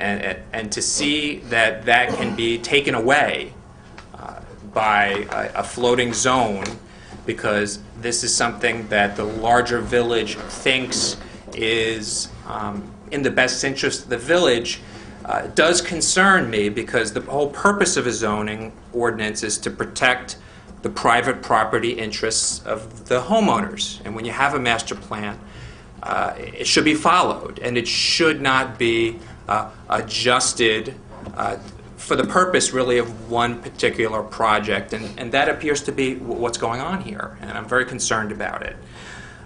What are other residents of the village to think? I mean, could they be subject to this same type of floating zone for other types of uses? It's a very, you know, once you've broken through that protection, you know, it's very hard to reassemble it. And what about potential homeowners that view Pleasantville with the great reputation that it has of protecting its homeowners and being a residential community? Could that result in less people willing to pay that premium that the previous generation has paid to get into this wonderful village? So, you know, we are here at a crossroads. We're here at somewhat of a seminal moment in choosing whether to go down that road. And so what I want you to consider is the whole purpose of zoning. And I want to leave you with this thought. And I'm going to quote Captain James T. Kirk. Big Bang Theory. The needs of the few outweigh the needs of the many when it comes to zoning. Thank you. Matt. So I'm curious, and I have a question that relates to Mrs. Roy to a degree, and to anybody else with traffic. So if you're sitting in our seats, and we're looking at a traffic study that's been supported and then reanalyzed, that says it's about at the peak, the 2 hours, kind of in the 7 to 9 range in the morning, and that shift change in the afternoon results in about 30 to 40 extra cars an hour. So about 1.5 cars every 2 minutes. You know, okay, there's an impact. I agree, there's some impact. When we're sitting here and we're looking at that and we're thinking about what we have to do, what we have to think about is, in a perfect world, against absolute zero, nothing happening at that site, okay, there is an impact. But if you're under the assumption, we're under the assumption, however, and I happen to be under the assumption that something is going to be built on that site, this traffic impact seems, I mean, how would you, I'm not even going to suggest it, how would you weigh that, that choice when you're talking about things like traffic, where you're looking at 1.5 cars at the peak, and I think they were pretty they tried to be pretty conservative on that, but I'll let the study stand for itself. Every 2 minutes in the peak hours against, as the attorney pointed out, could be a school, could be a religious studies, could be a district office, could be any one of a myriad of things that could go there as of right under the religious zoning, which would be far more impactful in terms of traffic. How would you guide us to weigh and judge that? Well, we're judging each proposal on the merits. What's before the board is the fifth potential bride, as the attorney so capably mentioned. That's an easy cop-out, yes, I agree. But the reality is, it's not practical, right? We do need to consider what else can go there. I mean, we do need to put this in some sort of spectrum of how things operate. And so the fifth bride scenario is fine, I get it. But again, I'm trying to look at this saying, I get it. I understand that there is this concern about traffic, as modest as it seems it might be, but there is a concern. My fear is, or my concern for the village as a whole, is that if this is passed on, I do need to worry about the sixth bride or whatever number we're up to, and the impact that might deliver to the village as well. And I don't question that you believe that you want to do what's right for the village. What I'm saying is that And I don't mean the to put you on the triple. spot, honestly. I understand I'm sorry. that. I understand Okay. that. What I would say is to not accomplish this by poking a gaping hole in the triple R protections of the village that so many of us depend on to maintain our property values and the way of life that we bought into when we came into Pleasantville. I don't live at that parcel, but I am concerned for them, and I actually feel... And I am too. So if, and Pat mentioned this too, so if it ends up being a school or a district office or a religious study or something that is eligible by right, aren't the neighbors impacted negatively there too? There could be an impact, but I think there's a difference between an educational facility and some kind of commercial facility. I think there is a qualitative difference. Well, I think they're both defined as the same, but okay. I appreciate that thought. Yes. My thoughts are that you need to come here. My thoughts are if there is a prior use that the current landowner would be able to pursue and it met all the other criteria, that's one thing. But if there's a use that's being contemplated by the village that would result in the change in the long-standing protections offered to the homeowners, that's something that should not be done without very careful consideration. I respect that, and I understand it. I just absolutely respect that. The piece I just want to put a point on is this is not a parcel where any homeowner could have lived with the certainty that the only possibility, as of right, were single-family homes. That's not what we're talking about.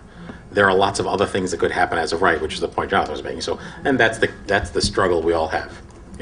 What does the future look like? So, thank you, sir. Thank you. Thank you, Matt. Right. Thank you. Mayor, the board considers this application, the traffic studies for this application are going to be considered and weighed, so that's, that's clear to the community. Yeah. Anybody else?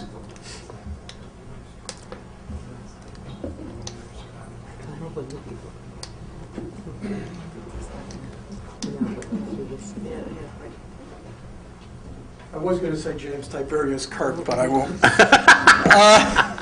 Any Star Trek references? I just wrote these down today. Name and address, Mark. Mark Markarian, telling me Hillside Avenue, Pleasantville. Can I just question, has core samples been done on that ground? Yes. Yes. So they went down to the depth that they're going to dig? I mean, we have geotechnical reports that are also on the website. You can take a look. Okay, I didn't know. I just saw that was a very deep cut, and experience has shown me that when you have a very rocky area like this, you can get into extraordinary costs, and sometimes Yeah, I mean, there's quite a into bit of the project- detail in the report that's on the website and has been vetted by BFJ and Hudson Engineering, their subs, and there is a lot of earth and rock that would have to be removed, and that's quantified, and I encourage you to take a look at it. Okay, so they're committed to, no matter what, they have to dig that out to get it to that depth. I mean, Really what my question is. If the project were approved, it would be approved as presented in Okay. the current set of plans. So they wouldn't have the option of raising it up again. But, you know, one of the issues obviously is the impacts of sinking it in to the hillside in that way. It's quite an extensive study. Okay. The other thing was the JCC property. It's more than a quarter mile from the old village, but is it more than a quarter mile from ShopRite, where it's commercial? It is? It is, yes. In both directions? Okay. An idea on that property, what to do is somebody's been bringing it up. Jonathan was bringing up what else to do with that property.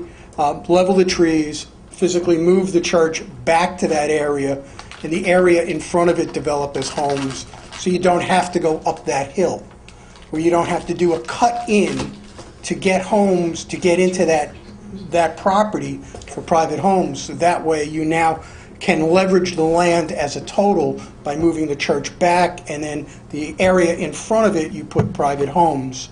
And last thing, a traffic light will be needed on Manville and Bedford. I walk there on a regular basis. You're right at the point where you're going to brake.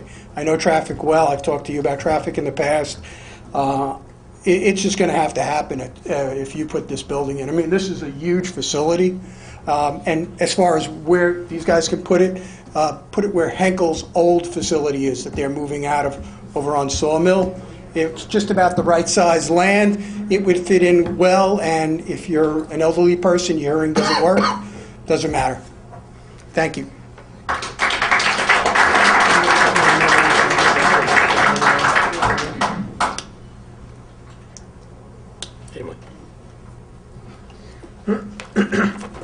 Emily Persons, 1 Onderdonk Place. I'm here as a homeowner, not as a representative of any other board I sit on.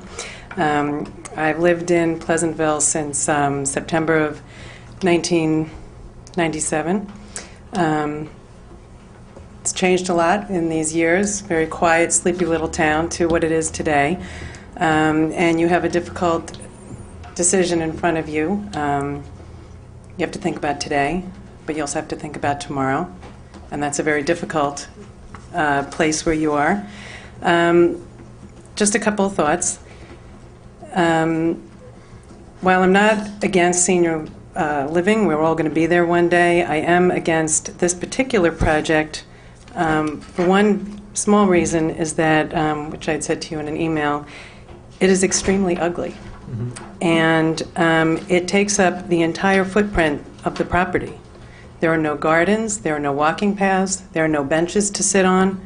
In one of your proposals that was just posted on your website the other day, it does bring up the need for this type of thing, but I don't see it on their rendition in any way. I see shade trees along the street. Those are bare for 6 months of the year, so we'll be looking at a pretty ugly building for a long period of time. A couple of other thoughts. Have you done any research yourself onto the financial health of Benchmark? It's a large company. What was the question? Whether The we've done financial research into health the financial of Benchmark. health of Benchmark. We know quite a bit about Benchmark, and a number of people have asked about the financing mechanisms, the solidity of the company. They are, as you can easily see in the record, a significant player in New England and Right. are seeking to expand into New York. Right. They have a project, controversial project right now on Long Island as well. They don't have Pleasantville on their site, just the one in Huntington that's in a situation similar to this. So how do we know that they are not financially strapped and at risk or may not be there tomorrow? What assurance do we have that this property will be incomplete? Maybe and turn into another eyesore that we have in Pleasantville on Washington Avenue. If you change the zoning and they build this large, ugly institutional structure, what happens if they want to sell it 5 years from now? What control does the village have over any new owner that might go in there? Will this be strictly senior care, elder care? What if they decide to change it from assisted living to a integrated independent and assisted living. Is that covered in any way? Because that will change a lot of the in and out. They would only be permitted to use it for the terms of the elder care zone. So, Which is that only, is elder care only assisted living? well, yeah, I would refer you to the text of the amendment. It describes, among other things, the possibility of caregivers, and in some scenarios for assisted living, you have circumstances where a couple, for example, where one spouse is needing more assistance, the other one isn't. Right. Settings like that really isn't the general profile of what Benchmark's market niche is, but there are obviously many flavors of assisted living. Right. And there would be some flexibility in that. Obviously, anybody who builds a facility has the right to build a facility through zoning or zoning change, and builds it has the right to sell it to someone else. That's true of every building in the Village of Pleasant. That's right, but, the controversy here is that this is of what it is, and if it changes to something completely different than what you agreed to, 10 years down the line, what will happen with the village? It's a conversation. First off, it couldn't change to something completely different. Well, it could change to something that had somewhat different ramifications, but that's true of almost anything. Right. As you well know, and I don't mean not to be mindful of those No, right. concerns. They're legitimate concerns, and we are concerned about them too.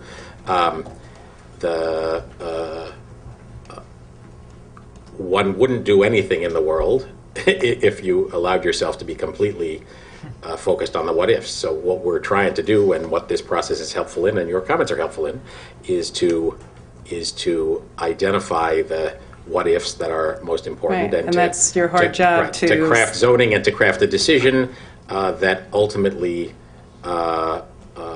feels like the best predictive option for the future, recognizing there are no certainties. So if they sell it in 10 years, it can only be sold to another senior Would not care. have the right to be turned into something to else. anything else.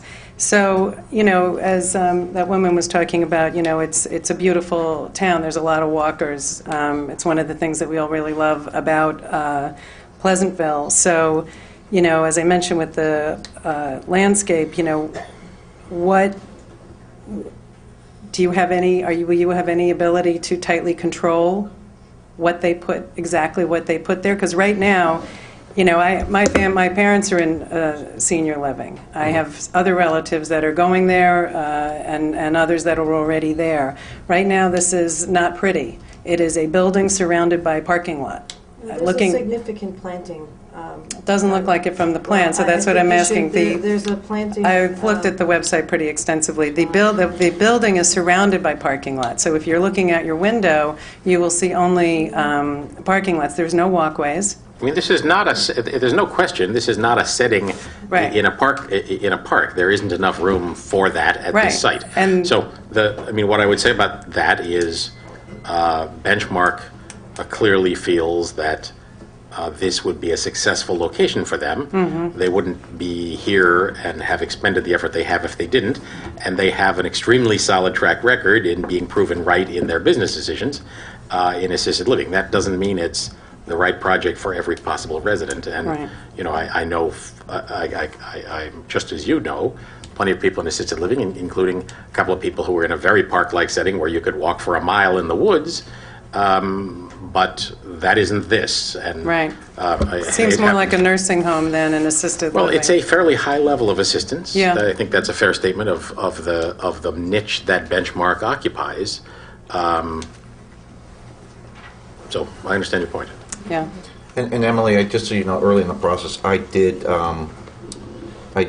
I have a friend who runs a large public assisted care facility company, and I asked them extensively about Benchmark. Mm-hmm. And he had every opportunity. It's a pretty vicious business to cast And I aspersions. understand their desire to expand they gotta- here. I mean, Look, whatever you want to think, he gave them a pretty good stamp of approval in Right. terms of an operator. You understand my question? I do. I do. You know, we don't need a failed building. No, and that was one of the first things that I did anyways in terms of checked out. I mean, if it could be scaled back, you know, you have Foxwood, which is set off the road. It's a little bit more, this is just like this giant building. And yes, when you drive by, you're going to be looking up, but it's still a very large, pretty institutional-looking building. It's a big building, there's no question. It's quite unattractive. Thank you. Unfortunately. Thank you. Thank you.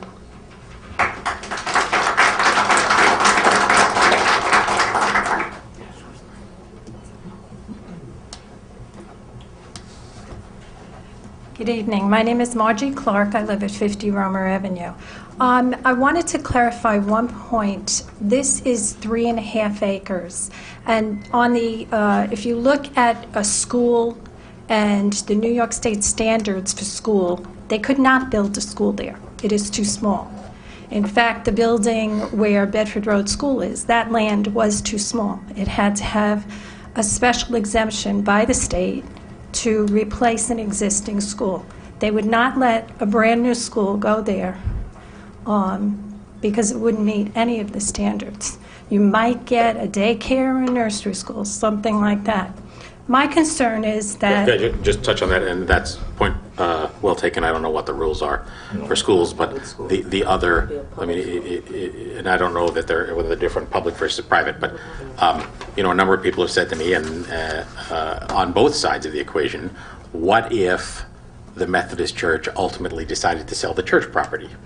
And so that they sell the whole shooting match, which at the moment is not their plan, and indeed I think is not even permitted by whoever the local congregation reports to. But in the hypothetical that the entire site were to be made available, as was the case briefly when we were having the discussion with them about possibly the village buying it for a village hall, it obviously is a much bigger parcel than just the one that's under discussion now. So, I mean, that's fair. A piece of the picture. That's fair. My only other concern is that as we progress, I've lived here 29 years, as we progress, as we change zoning to help people get in, to help businesses, to, you know, I totally understand. We have allowed larger buildings, and we're losing the character of Pleasantville. We really are. And it's if you allow 3-story buildings, 4-story buildings go in different parts, we're just not the same village anymore. And that's really a concern. And if you know, you just have to take into consideration the future and a master plan. I mean, what does the master plan look like for this area? You can't just keep allowing people to build higher and higher. We're not going to look like a village at all anymore. That's Could I just respond to that one way? I'm not sure what specifically referring to about, you know, changing the zoning and allowing bigger and bigger buildings, because we actually haven't changed the zoning to allow bigger buildings. I mean, are you referring, for example? So all those in the commercial area around Tompkins and Washington, all of those were properly... I mean, I think the newest building in that area is the senior center, which is now pushing 15 years old. I don't think there's been anything new built. Well, the buildings on Washington Avenue at the end of Edgewood, the one that's empty? Right. That office building? I mean, that is a project that's before the Planning Commission right now, the one that is proposed for the Maher Funeral Home site. Is that what you're referring to? No, the one that, yeah, so the derelict one, the one that is a source of great pain, believe me, to me and to everyone on this board. I mean, I can even remember when the office building went up across from Holy Innocents Church. And I understand. And the building on Washington Avenue that is vacant was actually built entirely as of right, zoning that's existed there for decades. Yeah, but that's commercial then. In a commercial zone. Zoning, we didn't change it. Okay, But anyway. you're changing the other end of Pleasantville then to... But I understand. I just allow- wanted to touch on it because I've gotten some feedback, you know, that it feels like too much development. One of the things that has come up is the conversion of the MLA site to Henkel's. And your comments, I know you weren't referring necessarily specifically to that, but I just want to comment on that. I mean, first off, that is a long-standing vacant site that has been zoned light industrial for a very, very long time and has been an industrial site for 50, 60 years. The other thing is that the building there was built on the exact same footprint as the old building, although it's taller. It will obviously look a whole lot better when the office wing on the front is finished. But it just goes to, and this is part of our calculus in every decision we make, the population of Pleasantville is lower than it used to be. Traffic obviously is higher because there are more cars and more people driving, and some inclination to drive when perhaps in an earlier generation people walk. But it's not because we've allowed the population to grow. In fact, the population has fallen modestly, and the percentage of the tax base represented by commercial activity has also fallen. So that has a very significant impact on what it costs to live here. And I mean, as you probably not at all surprised to hear, the single most common comment I get in my life as a mayor is that the taxes are too high. So I don't mean to suggest that this benchmark project, as has been discussed before, is a life-changing event. From that standpoint, it isn't. But the necessity of restoring some better balance between commercial and residential, I think is high on our radar screen. But to try to do it in the most careful, most respectful way, if we don't do it, if we say we wish we were sleepier, and gosh knows, I mean, I live in the neighborhood of the schools, and I've got to get out and walk the dog before the witching hour when school is loading up, and I have to wait if I miss it because I just can't walk the dog. It's going to get killed. And that's different from what it was like 20 years ago in the same neighborhood.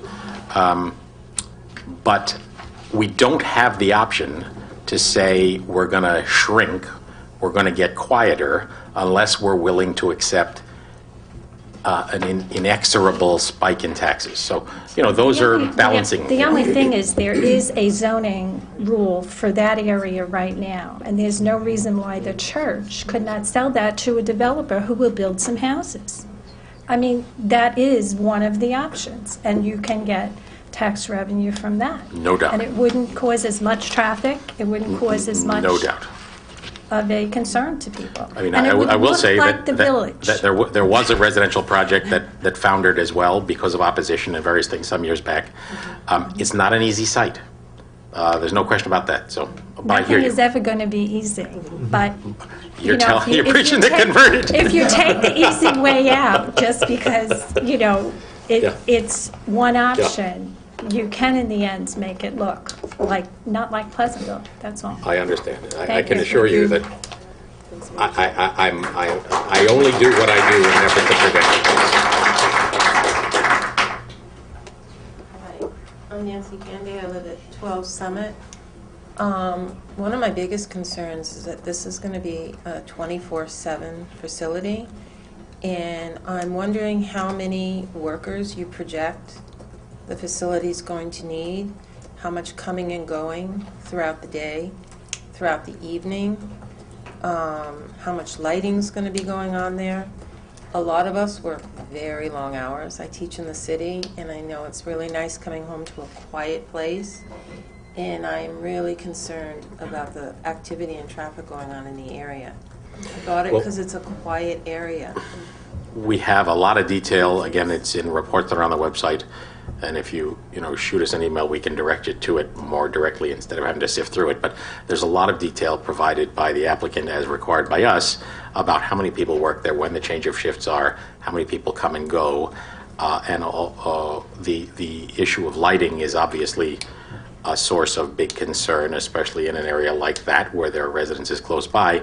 That would, in the end, be the detailed review at the Planning Commission in the event that this got approved for the zoning change.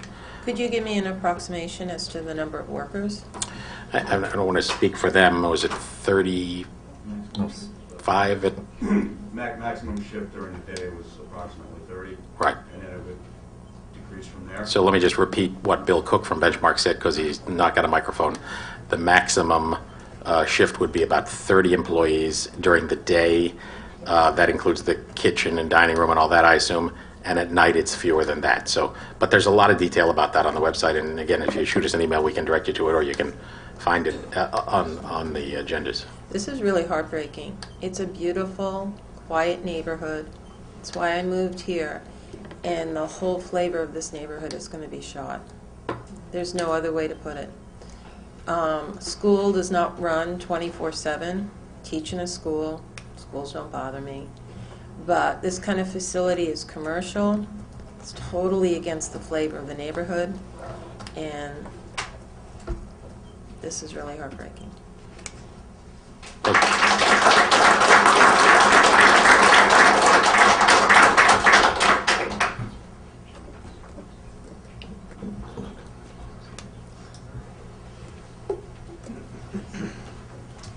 I'm Richard Vestola from 36 Green Meadow Road.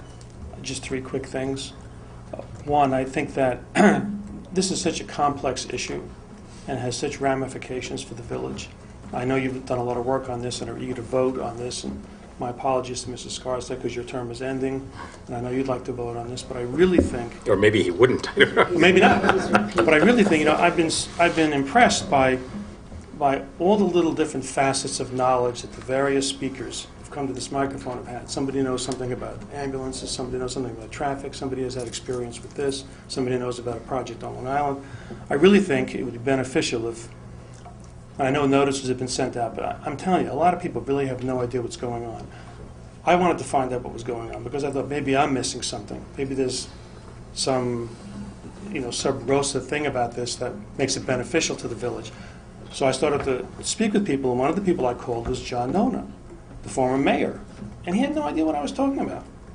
Now, he doesn't know what's going on. I don't think this is really well disseminated. So I would really encourage the board to consider making an effort to reach out to other residents in the village, residents that could be impacted by various scenarios under which this floating zone could change. And maybe you'll learn some important things, either things that support the decision to vote for it or things that argue to vote against it. You could do, I remember when I ran for trustee, we did coffees, we had meetings. This Pleasantville Day is coming up. You could have a booth at Pleasantville Day, talk to all the people that come through Pleasantville Day. And there's lots of opportunities in the near future, once the weather gets nice and people are on the move, to really broaden this discussion. We might all learn something really important, because there's all kinds of talent in the village that could be brought to bear on this. So that was the first point. The second point, which you've already alluded to, was the possibility that this is actually, for want of a better term, a bit of a Trojan horse. So you approve this floating zone, the Methodist Church decides to sell the church and the land, and now it becomes a bigger property, and instead of the proposal we have here, as monstrous and disproportionate as it may be, now becomes something even bigger. And instead of an 87-unit facility, it's a 200-unit facility, because now they have more room to build on. They wouldn't have the right to do that under the approval. In the hypothetical that they were approved for this, they wouldn't have the right to expand it. Some have asked, and it's a reasonable question to ask, in the hypothetical that the church offered to sell the rest of the property, could they come back and ask to be allowed to expand? And they could certainly come and ask, but they would not have any affirmative rights to do that. Right, but if under the floating zone, they would be, if the parcel were bigger. Well, there's a half-mile exclusion from the first site that's established, so the adjacent parcel would be excluded unless a future board chose to change that. Obviously, that's always in play, and that's been in play forever, Right, and will always be. Much as I would put an extension on my house, they could put an extension on the facility. They'd have to petition to get the right to do that and convince a village board to agree to it. So that was another concern. And the final thing is I was going to give an impassioned defense of the poor master plan, which got more holes poked in it tonight.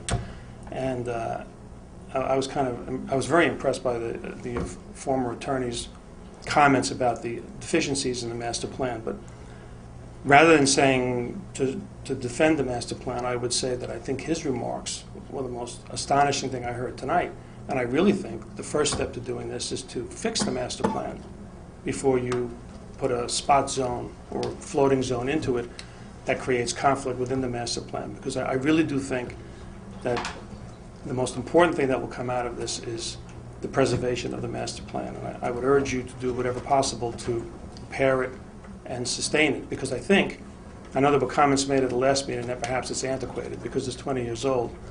And I reacted very strongly to that because I had worked on the master plan. I took umbrage at that. And then I went home and thought about it, because that's, the curse of irrational mind. You always have to think of all the aspects. I thought, well, maybe it is antiquated. And I came to the conclusion that not only is it not antiquated, I think it is now more relevant than ever, because it is precisely in times of economic hardship, economic uncertainty, that you're tempted to do things for the good of the village that come back to haunt you later. And that's what the master plan was intended to prevent from happening. So I would urge you to keep that in mind as you think about when you're going to vote and how you're going to vote and who's going to be involved in that. Thank you. Thank you.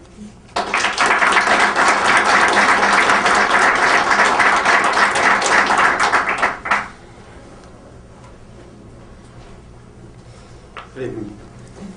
My name is Vincent LaDuca. I'm a business owner at 52 Depew Street in Pleasantville. I really don't have much to gain from this project, but I learned about it recently, and I have a few comments I'd like to make. I am in support of this project, of the senior assisted living behind the Methodist Church, and I support it for a couple of reasons. One is for just the basic logic of having a place like this, and just the human aspect of it.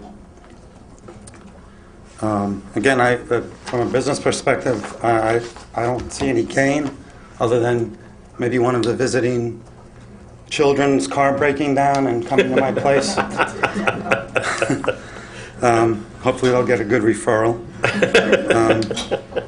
But I just wanted to comment that, excuse me, I am a little nervous, but I feel I'm speaking against the flow right now. But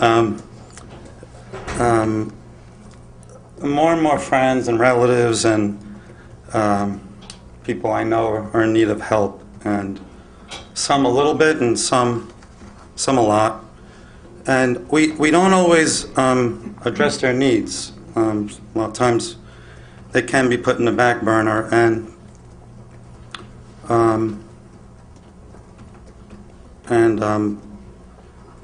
in some sense I feel there should be some obligation on our part to address these needs of our older folk and our parents and friends and relatives. I also have a lot of customers that I've known over the years. I've had my business for 25 years between Chappaqua and Pleasantville, and quite frankly, quite a few of them are from the Foxwood area, Foxwood development there, and most of them are senior citizens. And I've come to know many of them over the years, and as an auto shop owner, you really get personally involved with a lot of people over the years. You're fixing their cars for like 10, 15, 20 years. And they tell you things, and and sometimes I hear it from the kids, or I hear from the people themselves that are getting older and their health is starting to fail. And many of them have expressed their fears to me over the years that they're not sure where they're going to go and where they're going to live if they get too sick to take care of themselves. Even their kids have expressed that fear to me. And one example, I remember a woman that lives in the Foxwood condo. I'm not sure if she still lives there any longer, but she was in my office, and we were talking, and I noticed she had a cane, and she was, having trouble getting around. But she started crying to me, telling me that she might be possibly forced to leave the town of Pleasantville and and live with strangers, as she called them. I just think, you know, from a human perspective, it's kind of a terrible thing to you know, for an older person to kind of live through that. But, you know, it's one thing to discuss the growing senior citizen population and the need to help it in some way, some positive way.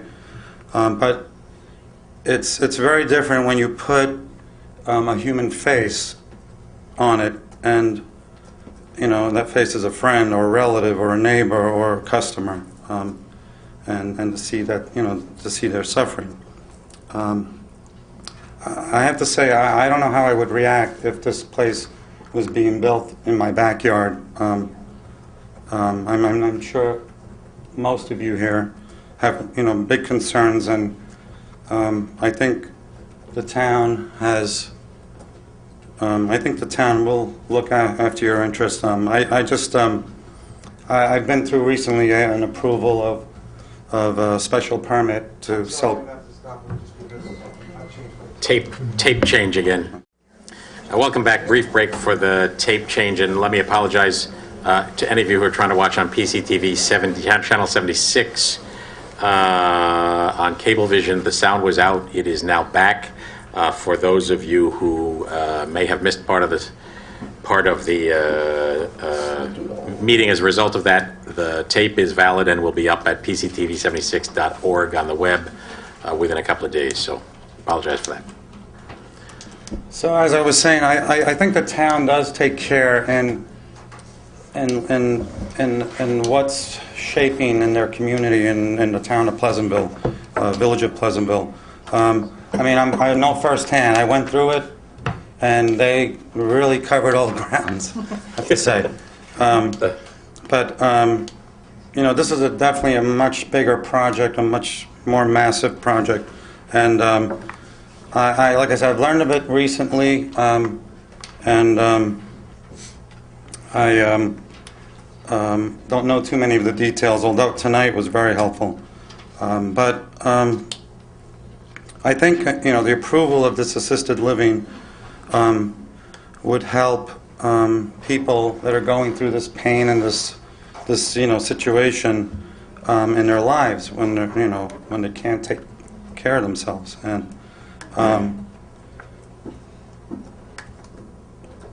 I have a lot of respect for older folk, and I grew up with my grandmother, grandfather.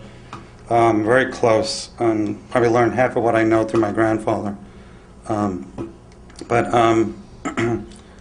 I just ask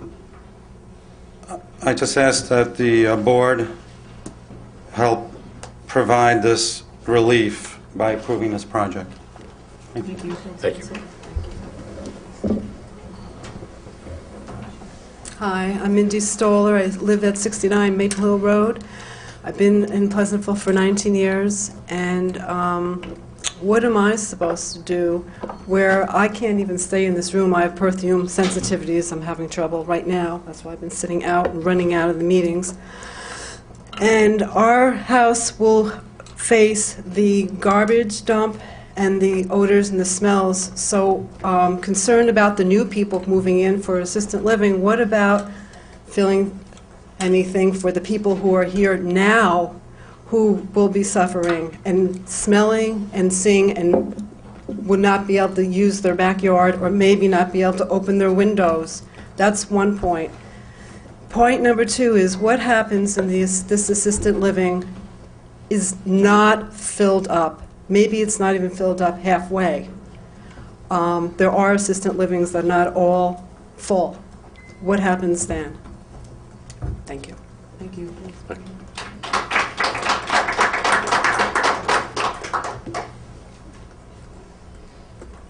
Hi, I'm Ellen Finn, 139 Skytop Drive in Pleasantville. I was just going to build on that point, and I was hesitating coming up here to speak to it, but it's very, very valid, the whole point about the odors that come from a place like this. And I've been into Briarcliff a lot.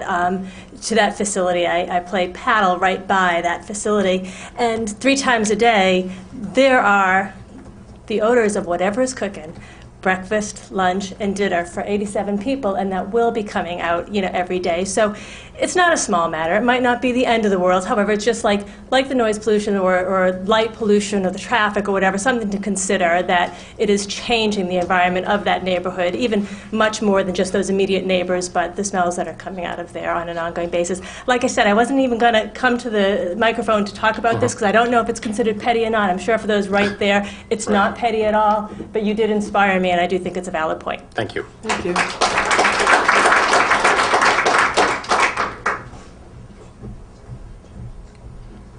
Hi, Diane Saul, 74 Maple Hill. I've spoken before, but my two main concerns, of course, are my property. I will be overlooking the roof, the garbage dump, so there goes my property value. The other thing that worries me and really scares me is I'm in healthcare finance for 25 years. I know the turnover rate of this type of facility. It scares me. There's over 30 people on one shift. They're going to be taking lunch breaks. I'd like to know if there's going to be background checks, where their smoke breaks are going to be allowed, all those type of things. I think that goes along with the ambulance. We just don't know. It's going to bring a whole other realm of problems that I hope people really take a look at. Thank you.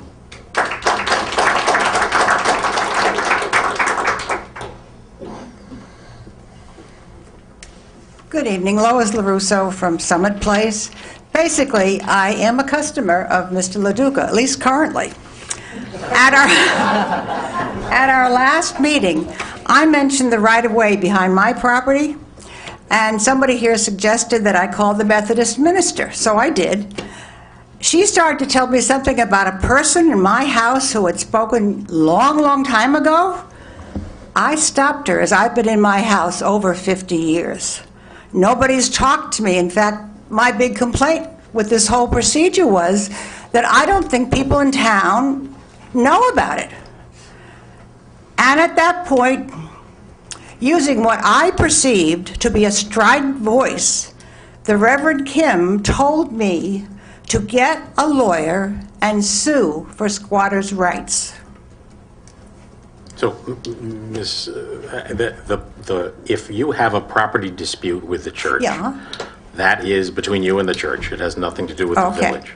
Basically, I have another point. Basically, I am at the age when senior housing may be on the horizon. Now, for unexplainable reason, I won't be able to afford $8,000 a month. I don't know why. I do like the statement and intent and objectives sent to me recently. It says the plan is going to revitalize the village's commercial district, locating housing for the village's growing senior population, etc. This proposal does not meet your criteria. It's aimed at changing a residential district, not a commercial district, placing assisted living in a business rather than a residential area would allow the residents to easy access. We have shopping, we have a theater, we have transportation. They could use them. Thank you. Thank you.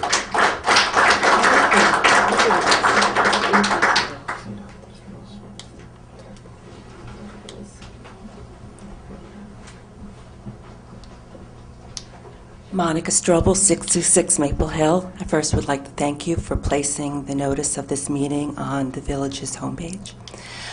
I also have a question regarding staffing. I understand it's about 35 people per shift. My question is, does that number include the independent contractors, which would be personal health aides, people who are staying? I know that they have rooms available for family members to visit. Then we have the subcontractors who come. I'd like a better number than, firmer number than 30 people, because as Diane Saul raised an important point, we're having people coming and going that may not be directly employed by Benchmark, and that should be a concern as well. We're going to have people finding their way to the cul-de-sac, just like some of the village teens do. Smoking, drinking, dumping, and we certainly don't want to have the same situation they have near St. Jude's. Thank you. I will say one thing about that. I will invite Benchmark to comment about the staffing and subcontractor issue if they wish to. But the smoking, drinking, dumping thing, as you, I'm sure, know all too well, and I can assure you I know all too well, is a very, very, very significant problem on that site as well as elsewhere. So that one specific problem, I think, gets a whole lot better because it would be obviously a highly managed site. I don't mean to suggest that that is determinative, but... Well, let me tell you from my own personal experience having parents in long-term care. It's a no-smoking facility with no smoking on the facility site. But trust me, they find a place to go and smoke. I don't want it to be on my cul-de-sac. Do you understand what I'm saying? Thank you. So, Bill, do you want to comment on the staffing issue? Is that helpful, or as you wish? We really don't. Okay. No need to. I mean, it's up to you. The report is on the site.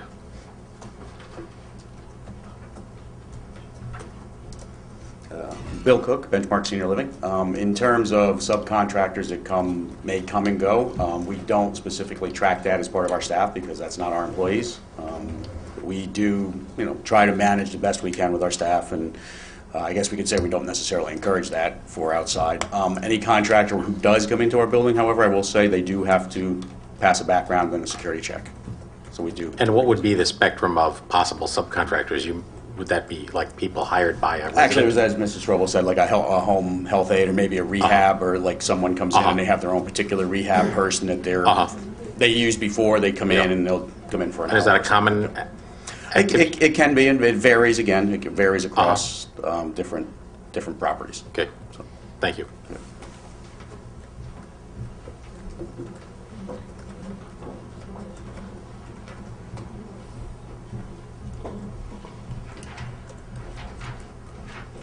Peter McAndrew, 53 Pierce Drive. If you'll forgive me, I'd like to read the definition of spot zoning, and I will confess that the source is Wikipedia. It's not a true source. Spot zoning is the application of zoning to a specific parcel of land within a larger zoned area when the rezoning is usually at odds with the city's master plan and current zoning restrictions. The rezoning may be for the benefit of a particular owner and at odds with pre-existing adjacent property owners. The, quote, standard state zoning enabling, quote, act, unquote, states, quote, all such regulations shall be uniform for each class or kind of building throughout each district, unquote. Courts may rule certain instances of spot zoning as illegal. So clearly, what you're proposing is not illegal because you have a floating zone amendment. However, Mr. Mayor, as you described at the beginning of the presentation, the proposed floating zone effectively only applies to one property, as the lady from Foxwoods noted. So my assertion would be that while your action is lawful, the spirit is clearly one of spot zoning. So one thing I learned here tonight that I hadn't quite sussed out was the history of this property. And the comment was, if not this, what? And we've had 5 dates. Perhaps this is a situation where this will be a single property forever and ever, and nothing will ever happen there. And what is wrong with that? I think the fact that for 20 years people have been bringing proposals and they've all failed, and they've been contentious, is proof that the system is working. This is an example of divided government. The government, the residents, the populace, and clearly, to date, there's been no interest and no idea has been compatible. So why not just live with that? And just because the devil you know by accepting Benchmark, it might be better than of right use in the future, that to me just doesn't cut it. So could I just respond to one piece of that, and that is nobody knows whether it could stay the way it is for the next 20 years. If I were a betting man, I would say it won't. And I say that in part because I think the urgency for the church is at a point where action needs to be taken. And I can tell you from my own personal experience, when we were seeking to buy that property, which was vigorously opposed by a number of people, there were other suitors interested in buying the site of various kinds of uses, including other religious uses, and those other religious uses are absolutely viable and we're absolutely interested, even to the point that it is my understanding, again, we're not party to the private negotiations of private property owners, but that there was very close to a contract to sell the entire property to another religious use. So, Mayor, you probably should keep it to just this project here. Okay, not to. All right, my lawyer is other negotiations. reining me in. But what I mean to say about that is there isn't any certainty what will happen in the future. And if we had that certainty on this and many other subjects, that would make these decisions a whole lot easier. I appreciate that, but just because you have the institutional knowledge over the last 20 years, I did not elect you to use that knowledge to make an activist decision and to violate the zoning court of this village. So if you feel... I mean, in the hypothetical so if you that we feel approve that's, it, we're not violating finish, anything. please? If you feel... That's correct, but I've said at the beginning that I don't think you're doing anything unlawful, but I think the spirit is unlawful. If you really feel strongly that there is a long-term risk profile for this property, then go ahead and do a change to the zoning through a more orthodox procedure rather than a zoning overlay that's generated by this particular applicant at this narrow time. Thank you.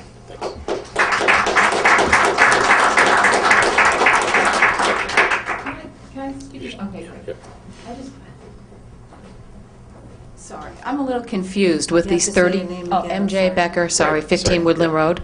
I'm a little confused with this traffic prediction of the 30 employees, because basically you have 30 employees You're on one... talking to us, not to them, Sorry. please. Right. 30 employees leaving and 30 employees coming. So it's really 60 cars at any given shift change, not 30, correct? I invite you to look at the traffic study that's on the website. I don't know if you are interested in going to that level of detail, but there's quite a bit of information there. Okay. So, thank you.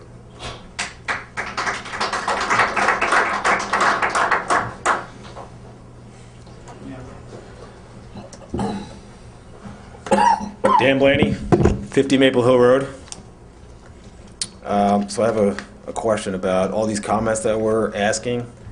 Are we going to get written responses, or is this just we're going to give you comments and maybe they're taken into account, maybe they're not?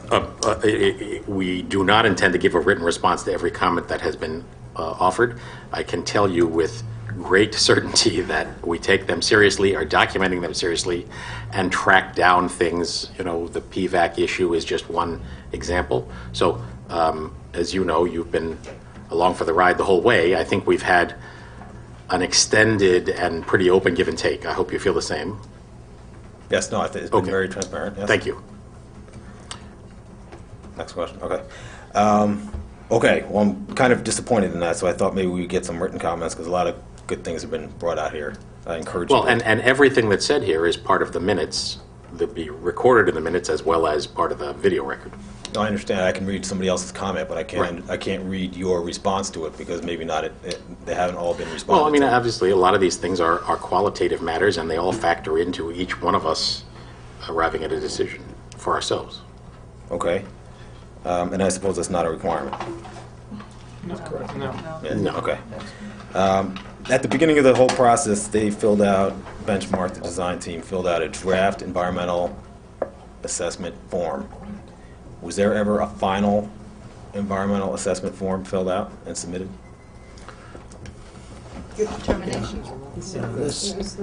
They filled out what's called Part 1 of a environmental assessment form. You're right, an EAF. Yeah. And then the village board looked at Part 2 of it.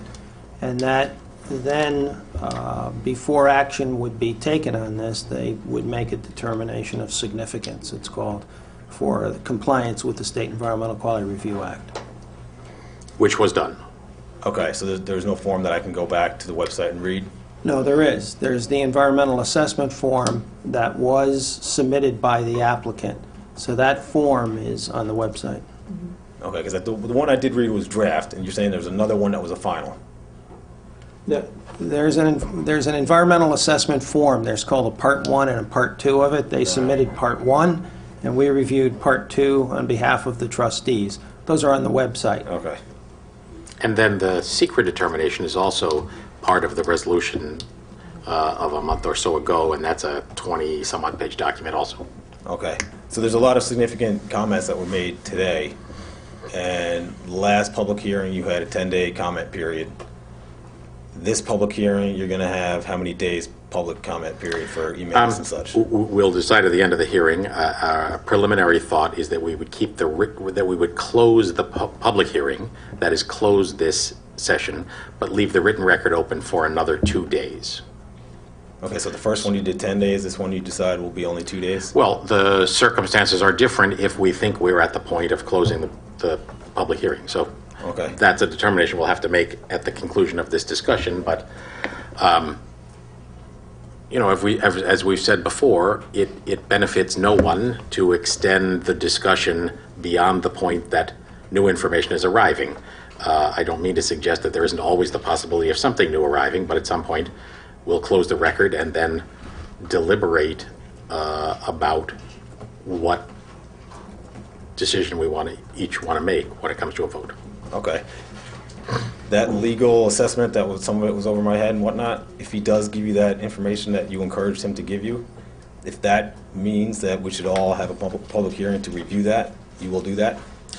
I'm not promising what we'll do with it, but we'll absolutely review it. It's obviously important stuff to address and determine whether we think he has presented anything new or a viewpoint that needs to be addressed. If that were to result in, you know... Yeah, all the legal arguments are going to be considered, and they'll take those into account when the board will take those into account when making their decisions. Without us being able to hear what he submitted and all that? There would be an opportunity. It's part of the public record now. This would be available for anybody who wanted a copy of it. Okay, and he said he'll be sending something in addition, which I hope he does. Well, I just want to make sure that we, as the public, understand what this last step is before you all make a vote. So I would encourage what you... we're trying to do is get to the point where we feel that everyone has had an opportunity to have their say and that to bring forward to us the issues they want us to weigh as we make our decision. I mean, clearly at some point that opportunity has been fairly given and we have to stop, think, and decide. Okay. I encourage you to take your time and make sure that all the neighbors and anybody involved knows everything that has been submitted such that everybody knows what the decisions are. Understood. Thank you. Thank you.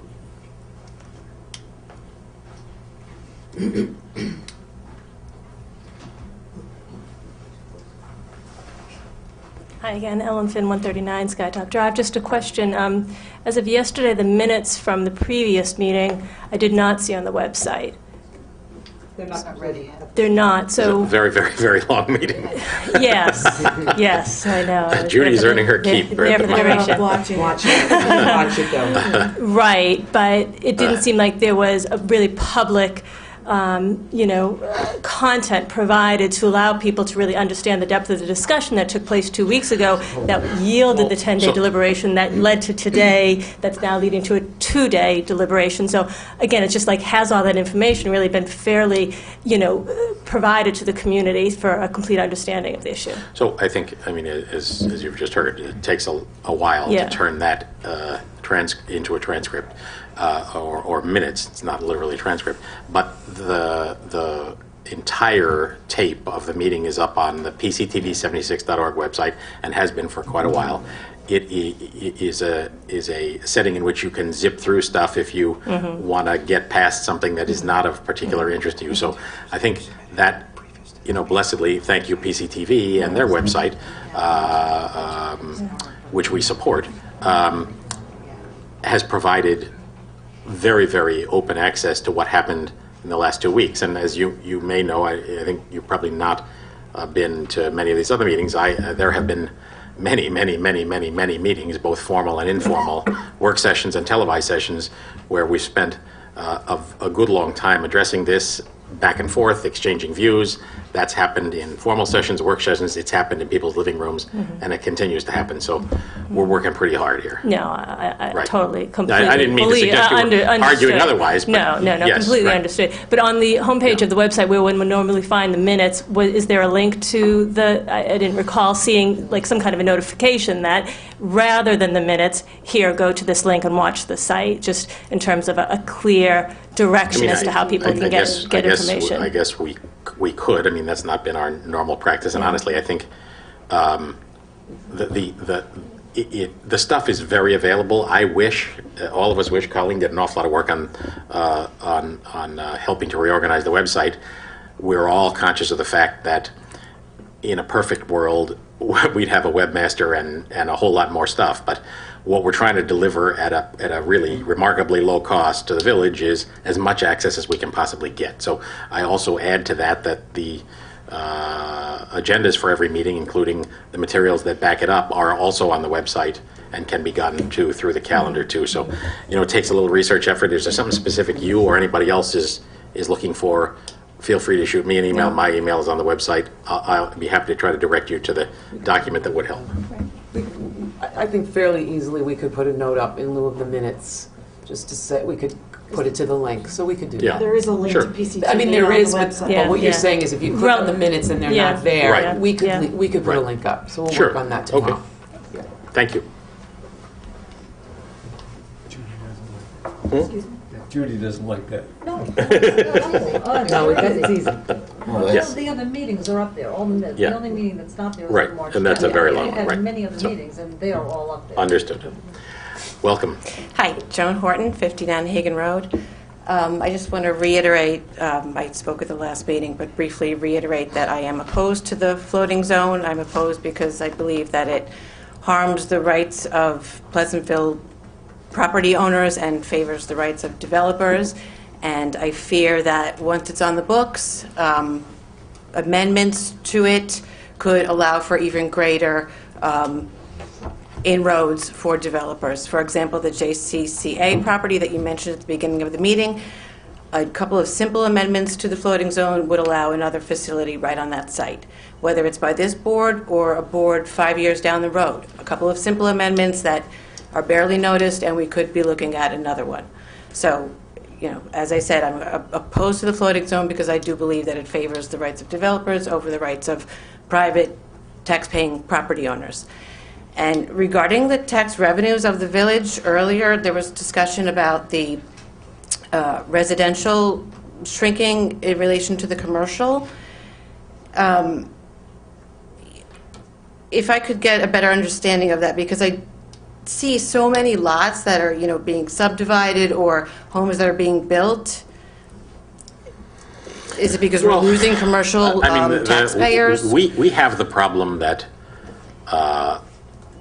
almost all communities have, certainly in our neck of the woods, and that is that there are several factors of the state property tax law that make it difficult to manage one's tax base. One of them is that property owners cannot be reassessed in the absence of some triggering event, like an addition or a renovation, a new kitchen or whatever, even if it's clear that they are unfairly, that is, unfair to the rest of the community, assessed very low.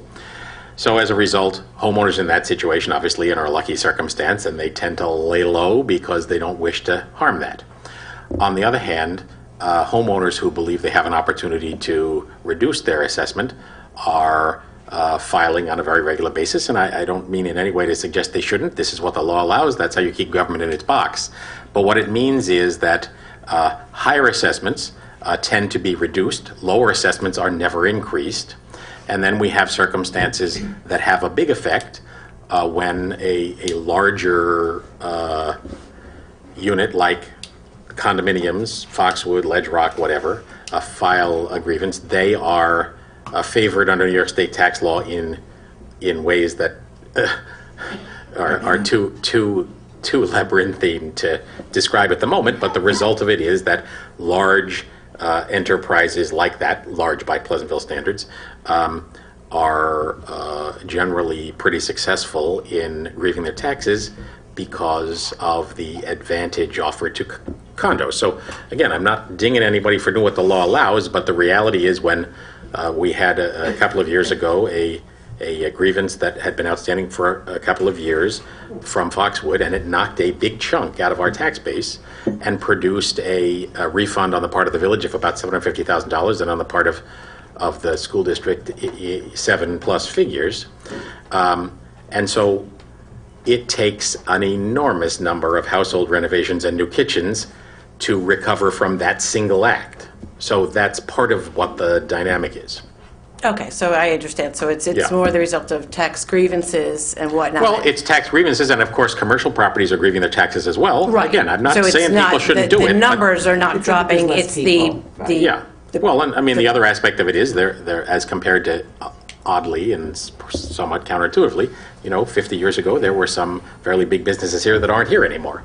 And, for example, the recent discussion about the Toll Brothers project at Baker Properties is a good example where that was for decades an office park, but for most of the last decade has been in the process of closing, and then for the last 5 years closed. So, those are the kinds of things. Okay, so on that subject of taxes, now that I understand that part, I just would urge the board to please consider, in the big picture of all this, consider the income statement. And, yes, we can look for tax revenue, but, maybe are there other ways that we can look for maybe cutting, without cutting too many services? Can we cut some expenses more than we already have? Can we perhaps look for revenues that are more user-based fees? Maybe there's room to raise those. Maybe there's fees, that the village charges people that use its facilities. Maybe those could be increased. Anything that we can do to avoid infringing on the rights of, tax-paying property owners, I see as preferable to, taking someone in a residential zone and rezoning where they live, or rezoning the property adjacent to where they live. So I would ask the board to please consider that as, something we can do in the future if, in lieu of this project. And I personally, as a taxpayer in Pleasantville, would rather pay my taxes and maybe even see my taxes go up than see rezoning happen to my neighbors or to, someone else in the future. Thank you. Thank you.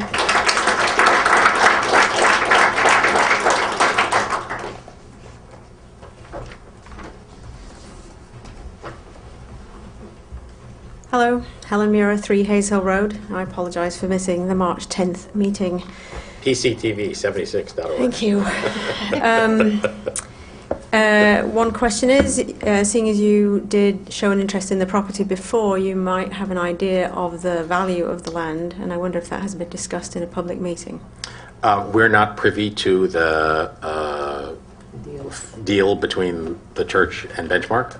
The church still owns it. I assume it's a contingent deal, but we're not privy to it and don't know how much it sold for. Right, but you were in negotiation for that property. I mean, the negotiation we were in was potentially to buy the entire property, and it involved the switcheroo that we would have sold them the old rec center, and that would have become the Methodist Church. So it's not in any way a parallel deal, and I wouldn't throw out the numbers we were talking about. First off, they were a real estate negotiation that ultimately was not successful, and secondly, I don't think it has a lot of bearing on the deal that's in play now.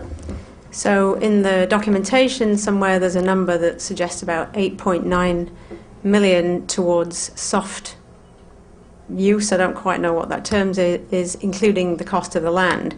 Assuming that's not all the cost of the land, do you think 6.5 million is a reasonable I just don't think it's appropriate for us to guess? speculate on that. It's just The not reason our I'm business. bringing this Right. up is I want to know if it's a possibility, and I'm already thinking not, if this could be bought as a preservation of that land in its current form.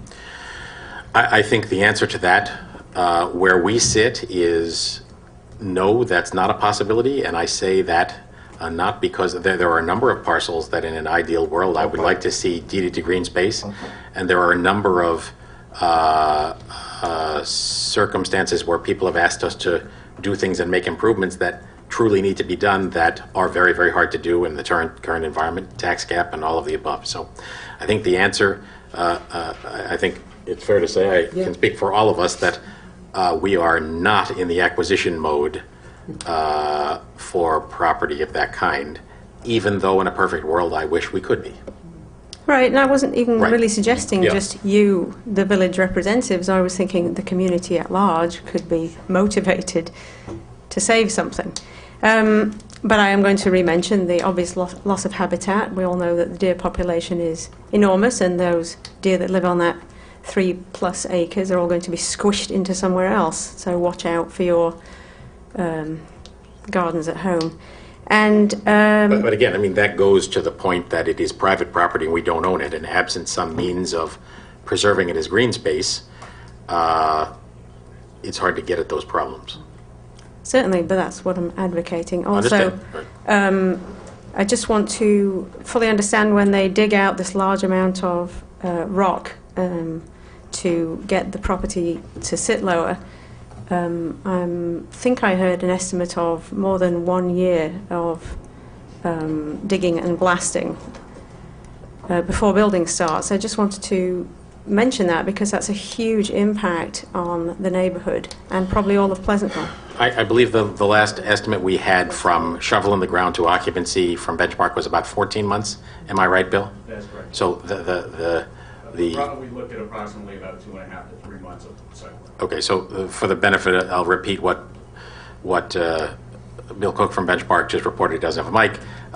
2 to 3 months site work and 14 months, give or take, total from shovel in the ground to occupancy is what they have presented to us. There's a lot of detail on the website, also in the geotechnical report, about what would be cut and how much it takes, and there's no doubt it's a significant venture.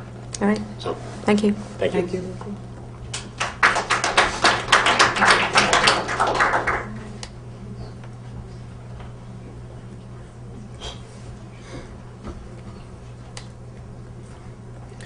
Andrew Layden, 44 Summit Place. A couple of quick comments and then a couple of questions. First of all, I'd like to thank the board, thank the members of the village administration. I know me personally, through running the UHPville site, have generated a lot of traffic. I'm sure there's been a lot of emails, both through the petition and through our calls out to the village to get them informed, and I appreciate... If only we could monetize that, maybe, can we sell ads?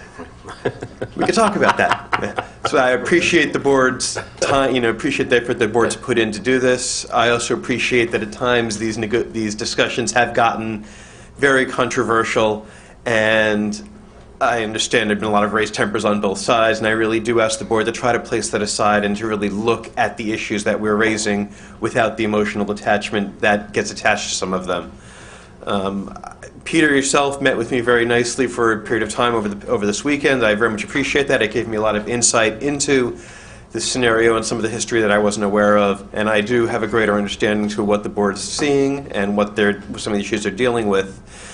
That said, there were a couple of things you mentioned that I think led me to some interesting questions. You mentioned that it's really two proposals here. There's the zoning proposal and the map change, and one does not happen without the other. The zoning proposal wouldn't be submitted if there wasn't the intent to do the map change.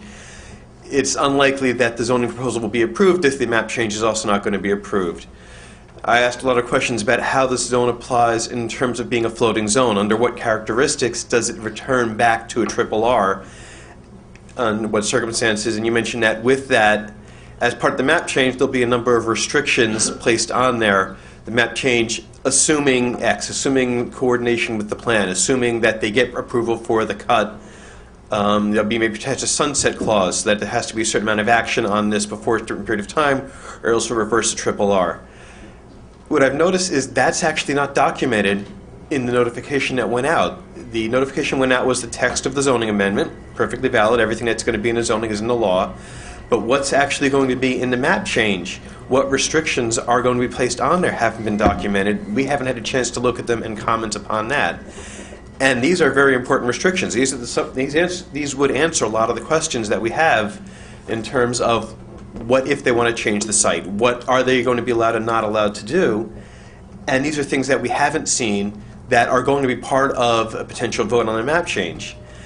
And with all respect to Brian and wanting to get this in before his end of his term, I think these are things that we would like to take a look at and have a chance to comment on to see what restrictions are going to be in place and maybe make recommendations for additional restrictions that may not have been thought of, may have been accidentally left out. As we've seen, it's very easy for something to get left out, which is part of the reason we're having this additional public hearing, because something was left out of the initial notification. There could just easily be something left out of the map change, not ordinance, but the map change resolution regarding restriction that we think would be important to be placed in there. And as such, I really think it's important for that full text to be made available for the public to look at, read, analyze, and understand, and have a chance to comment on before it goes to a vote. And that said, and as you said, since the zoning wouldn't go without the map change, I think that justifies a delay in the process. Again, with all due respect to Brian wanting to vote on it, I think these are things that we would like to have a chance to look at and to have comment on before this goes to a vote, to see what restrictions that benchmark's going to be under in terms of timelines to develop the project, in terms of what happens if they don't get the approval for the curb cut, what restrictions can be done with the planning commission, such that if certain things, how much flexibility is there from the current plan into unanticipated changes before it becomes a different plan that requires a new ordinance for map change. And these are all things that I think it's very important for us to take a look at that need to be documented, given notification, even if not notification in the sense that we've had notification previously, a chance for us to see what the actual resolution is going to be, because we don't have that in front of us to look at. And I really implore that we get that resolution down as part of this process, give us a chance to look at it, give us a chance to make comment on it.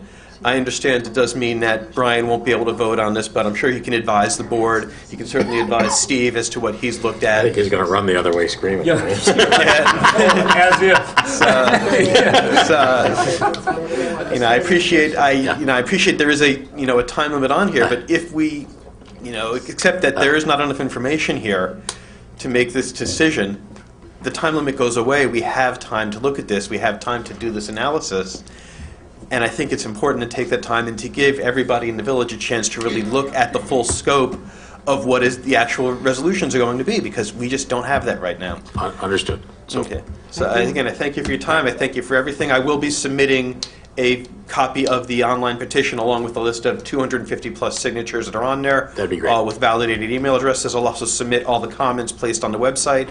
I'm sure most of you have probably looked on it and read them, but I will have them submitted, so they'll be part of the public record as well. That would be great. Okay. Thank you, Andrew. Thank you very much for your time. Great.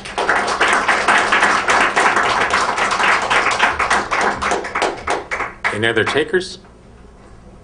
I was going to say, we've been missing you. Well, my wife got up and I had to leave distance. She surprised me. She talked about doing it, but she surprised me. I'd like Name to... and address, we know you. I'm sorry. Bill Stoller, 69 Maple Hill Road, or Maple Hill, as the sign says. And I want to take this discussion just in a little bit different direction. I know this is a public hearing about the zoning text amendment and about a resolution for a map change. But as we all are very well aware, and as your council pointed out a couple of weeks ago, we know this is all about the benchmark property. There's no hiding that. That is the map change. And that is the map benchmark change. Proposal. That is Right. the map. That is the map change. That is the map change. And when I've come to speak before, I've spoken not against an assisted living. I've talked about the idea of putting a commercial facility in a residential area. And I'm not going to repeat that. I've said it many times. I'm sure you have it down. All on the record. I'm sure you have it down by now. What I wanted to say was that the people who've gotten up to speak, and the few people who've gotten up to speak in favor of this proposal, aside from Benchmark and its council and its advisors, most of the people who've gotten up to speak have in some way referred to the need to take care of seniors in the community and to allow seniors to stay in the community. The gentleman from the auto repair place was, it was a personal experience for him that people had spoken to him, his customers, who were upset they might have to leave Pleasantville because of their age and infirmities and things like that. I think in a way that considering an assisted living in Pleasantville in this manner, in the manner of a proposal from a commercial developer, is in some way looking at it from the wrong direction. If you are concerned, and I know that members of the board are, Peter, I know that you are, because you and I had a discussion about this. We had a discussion once in public, we've had a discussion in private about this, about what happens to seniors who want to stay here and because of age and infirmity have difficulty staying in their private residences. They can't get enough help, their families are too far away, whatever it is. What do we do for them? And I think what's happening here is there are people who will say that this is a facility that is necessary, that is needed, that is wanted, because there are people like that, and this facility fulfills that need. Maybe we should be asking the question in the other way. Maybe before we consider a commercial developer's application for a change in the zoning in order to build a certain facility, we should be asking whether that is an appropriate way to address the needs of the elderly residents of Pleasantville who are infirm or through age and or infirmity, unable to stay in their private homes or their private apartments, but yet want to stay in Pleasantville. What are the alternatives for them? What are the alternatives that Pleasantville could encourage that would allow them to stay in the community, if not necessarily in their homes? Is an assisted living the only option for those people? An assisted living, as several other speakers have pointed out, is a very expensive proposition. We're talking, the figure's been raised $8,000 a month. I don't know if that's the right figure, if that's the top figure, the bottom figure, the average figure. It's somewhere in that vicinity. It's a lot of money. And the only way people can afford that is if they own a home, to sell it and to use the proceeds of that sale for the assisted living, or if they don't own a home, if they don't have that equity in their house, to ask their children for the money. Well, maybe their children need the money for themselves. Maybe their children need that money for their own children to go to college. So it's a big investment. It's just a particular way of taking care of a certain kind of a problem that this community faces, and in fact all communities face. I don't have the exact citation because I found this quite some time ago, and I was looking for it on Google. Google is wonderful, but you can't find things sometimes that you saw once before. But I did find that someone had surveyed baby boomers. And I'm not sure if we all are baby boomers, but I think a lot of us are either baby boomers or we're very close to it. I'm 29. The same age I am. How did that happen? And it said that the overwhelming majority of baby boomers, 3/4 almost, wanted to essentially be allowed to age in place. This is a phrase we haven't been using here. To age in place. In other words, to stay in their own homes or apartments or communities as much as they possibly can. They don't want to go to a institution or a facility, if at all possible. They want to try to find a way to not have to do that and not be a burden to their children and to their families. And so what are the ways they can do that?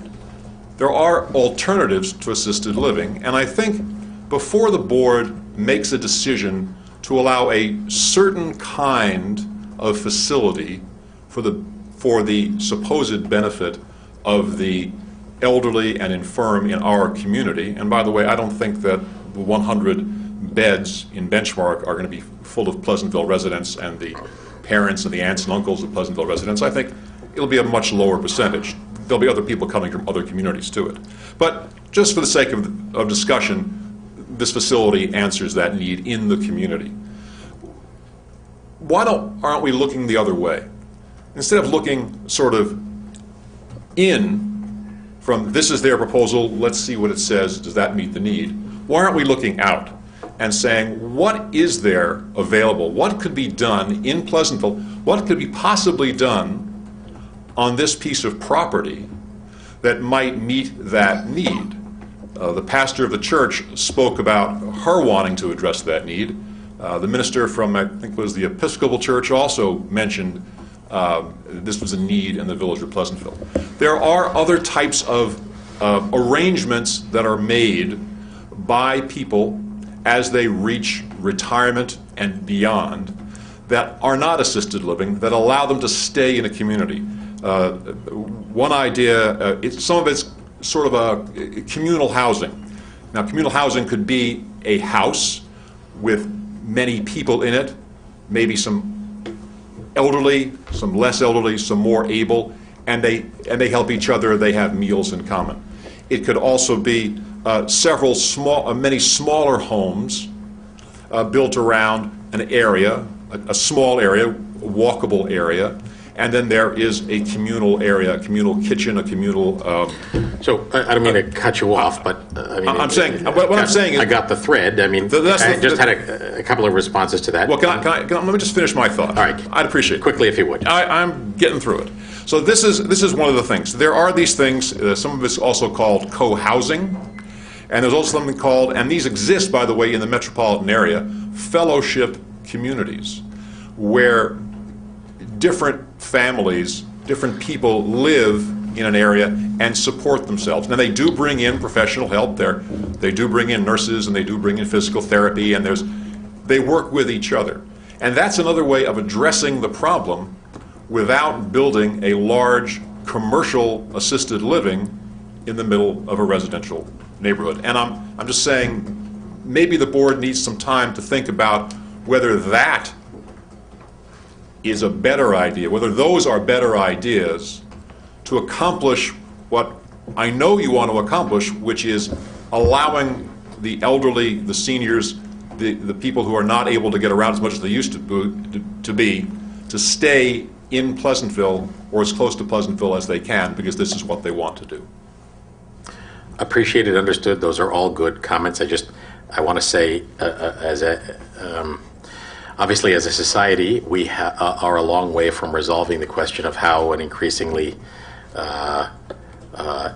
aged population will be managed. The Village of Pleasantville has a really, really long history of concern for that, both as a matter of concern for neighbors in the way that is manifested in so many places around the community, but also in terms of our capacity to provide direct services. We have a senior program, a senior outreach worker. We have a Meals on Wheels program. Not to interrupt you, but when I brought that up last time, you kind of waved me off that. I don't recall that discussion. What I'm saying, I would have said any meeting. So we have a lot of programs within the context of what we can do that attempt to support people in their effort to age in place, and the term age in place is one that is used a lot in the context of your village government and the village administration, and some extraordinary stuff is going on based down at the Clinton Street Center, not only in the volunteer-led effort to build the place, but the village-supported, tax-supported program that we run in the first floor. Not only programs, activities, we are just about to spend $60,000 on a new bus. I am not all of aware those of things. that. So all of that is going on. The piece of it that I wanted to touch on is that the assisted living piece, as reflected in the kind of model Benchmark offers, is, as everyone has rightly pointed out, one heck of an expensive venture. The business of providing 24/7 support for anyone in Westchester County in any setting is one heck of an expensive venture. There isn't any question that it's costly to do it. A lot of the people that live in assisted living are spending down an asset in order to do it.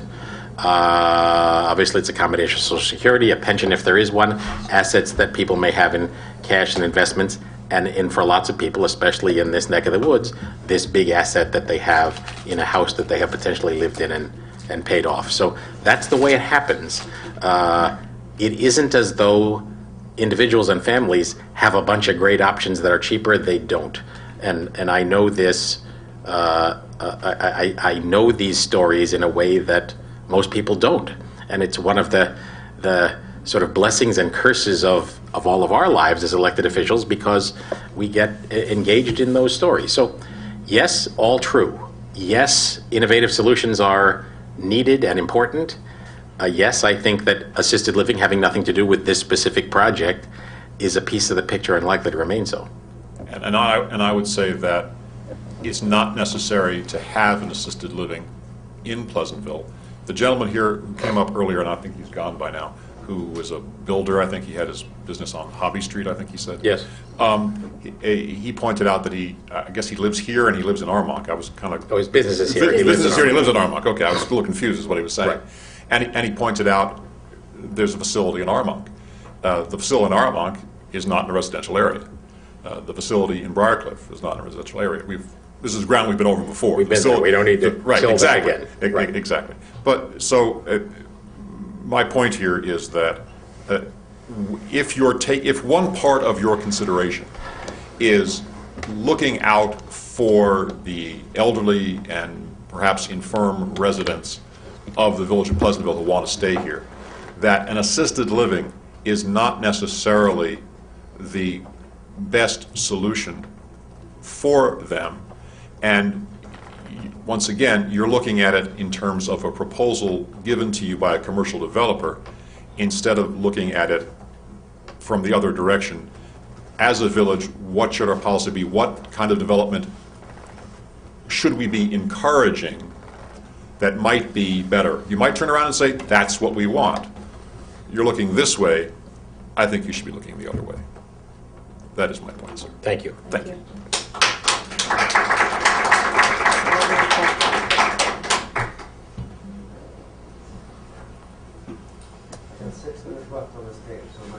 All right. I'll be sure.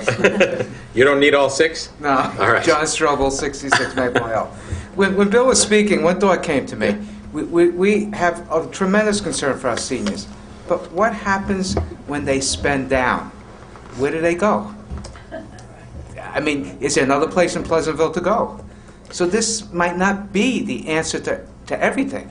It isn't the answer to everything. So we have to think more than just what happens when they spend down. Another question I had is, we all talk about the construction, about other facilities. My research, all the benchmark facilities are a lot more acreage that's a lot more than 3.5. Has any of the board had the opportunity to visit an existing facility of benchmark? I have. Good. Have you visited the new construction site in Shelton? No. That might give you an idea of what construction looks like. You look on the website, you can see that. That's all I really have to say, is we really, Okay. you know, the answer... Shelton, Connecticut? Yeah, Shelton, Right, Connecticut. okay. Thank you. Thank you.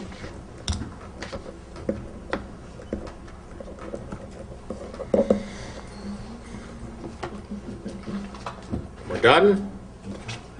Oh.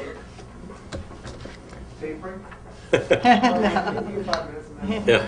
Do you need more than 5, Jack? Hope not. All right. Jack Mace, 132 Pierce Drive.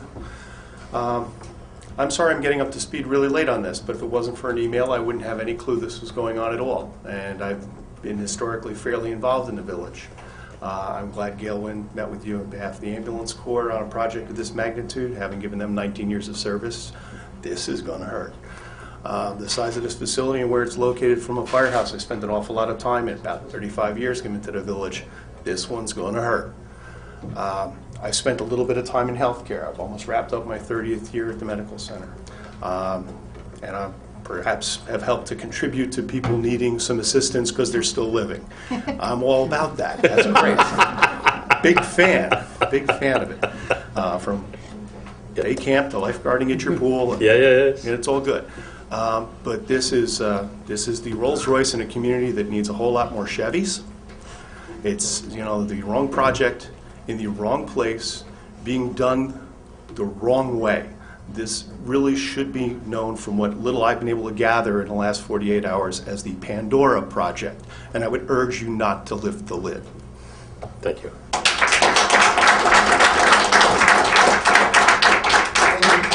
All right, brief break, tape change again. Okay, we're back after a brief tape break. Are there any other speakers? Mr. Steinmetz, did you want to speak?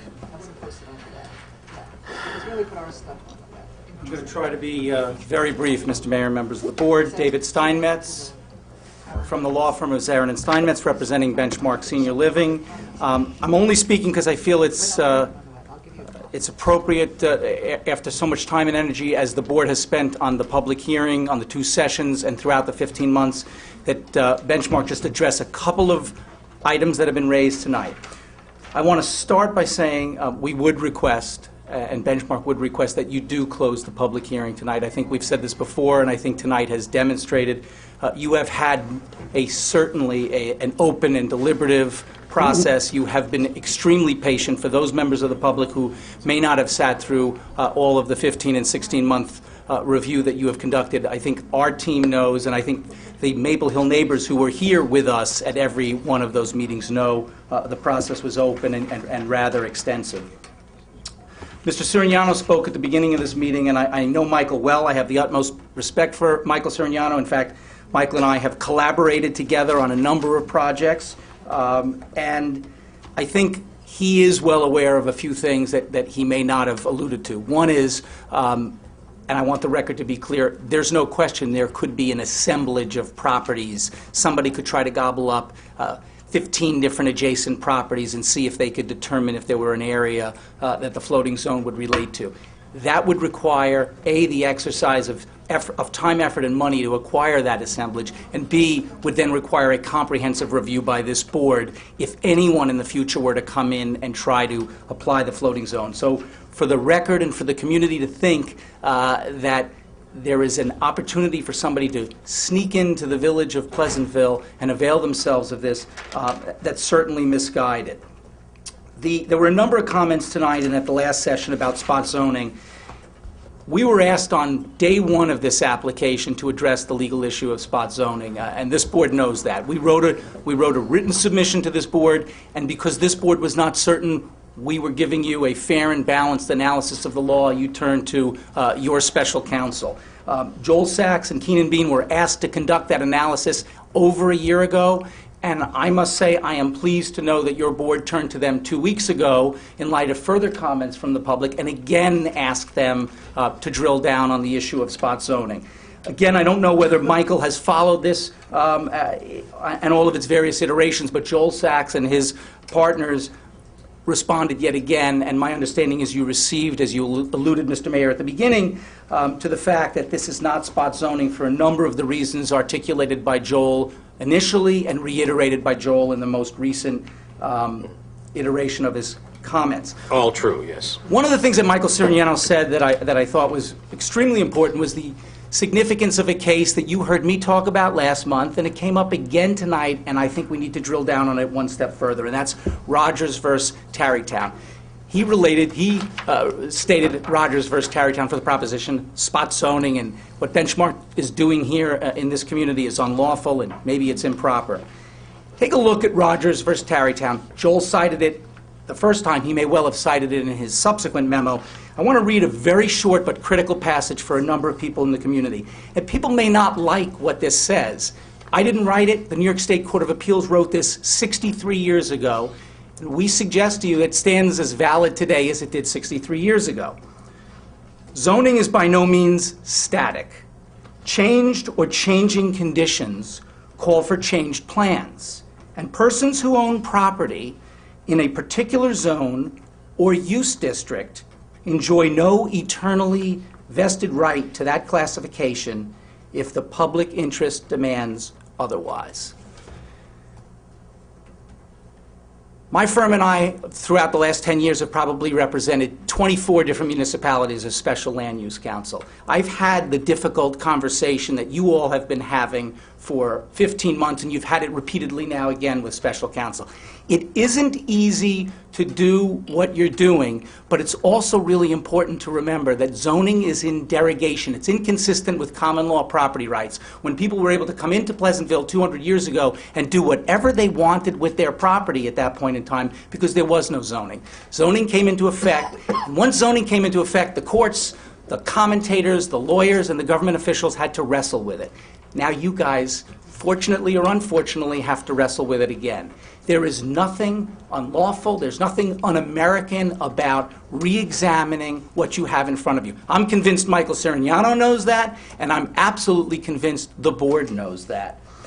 You know, when we came in, Eileen West is right. When we came into Pleasantville, we took a look at the RPO zone, and other commentators have talked about the RPO zone. I would have been delighted if I could come into Pleasantville and call Bill Cook and John Draggett and say, Pleasantville's got it. Unlike 6 other communities in Westchester that are wrestling with the fact that they have antiquated zoning to deal with our seniors and senior living, Pleasantville's got it. They figured out the right mix. They know what the setbacks are. They know what the unit mix is. They know what the height is. And they've drafted an ordinance accordingly. You don't have it. I'm convinced you know it, but I want the public to understand that Benchmark did not come into this community and say, we're going to ignore the RPO zone. We examined the RPO zone. We actually borrowed from the RPO zone as much as we could. But what we've presented to the board is a lawful and appropriate and a contemporary standard. And to me, about a week ago, maybe even less, was kind of one of the crowning moments of this whole process. You all in this community are actually fortunate enough to have a resident who I wish was here tonight, but he's not, but he put something in writing. And he put something in writing that I know is part of the record. I don't have it, or I'd read it into the record. It's a colleague or certainly a contemporary, someone that's certainly well respected, I would assume, by Frank Fish. And the guy's name is Peter Eschweiler. Peter was the Westchester County Planning Chair, the Director of Westchester County Planning, for a number of years. Peter is cited in cases, Peter is cited in treatise material, and for those of us land use and zoning junkies out there, Peter's somebody we look to as someone who has seen it all and spoken highly and thoughtfully. Peter wrote you a letter, and he wrote a couple of things that were critical. Number one, he said that what Benchmark was doing by coming in proposing a floating zone was not somehow an improper exercise. In fact, he referred to it as a useful zoning tool. Number two, he actually said, and I had no idea, Peter had been involved in a number of different iterations of plans where people were looking at this very property 20 and 30 years ago.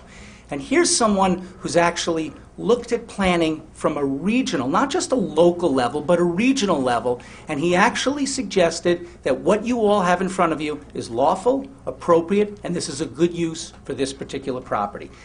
To me, it felt like somebody who, at least I know, and I think those of us in the land use and municipal bar, on all sides of the fence, know that this gentleman is someone who actually understands zoning, understands land use planning, and understands the SEQA process. He wrote you a letter and suggested that what you have in front of you is difficult, you're struggling with a tough decision, but there was nothing improper or unlawful about it. For people who think that this is a subterfuge to put in independent living, again, for the record, you all know there are no kitchens in these units. This is not an this is not an independent living facility. This is an assisted living facility. That's what's being requested, and were somebody to come in the future and try to change it, they'll be back in front of this board or a future board. And to claim otherwise is actually somewhat disingenuous. We've tried so hard throughout this process to not come in and do the notion of scare tactics of what could go here. And I'm not doing that tonight. Benchmark has not asked me to do that, and I don't represent the Methodist Church. You all have done a very good job of explaining to the public that you are examining not just what we're proposing, but what the other alternatives are. So we're not going to do that. I leave it to you to examine your own zoning and understand the following. Comprehensive plan is not simply a document that was written 18 years ago. You have a comprehensive plan, and it does not say in that comprehensive plan everything that I wish it said today. But the good news is the law acknowledges that that comprehensive plan need not say today what it needed to because it was written 18 years ago. The law acknowledges that a comprehensive plan is a totality of the materials of this village.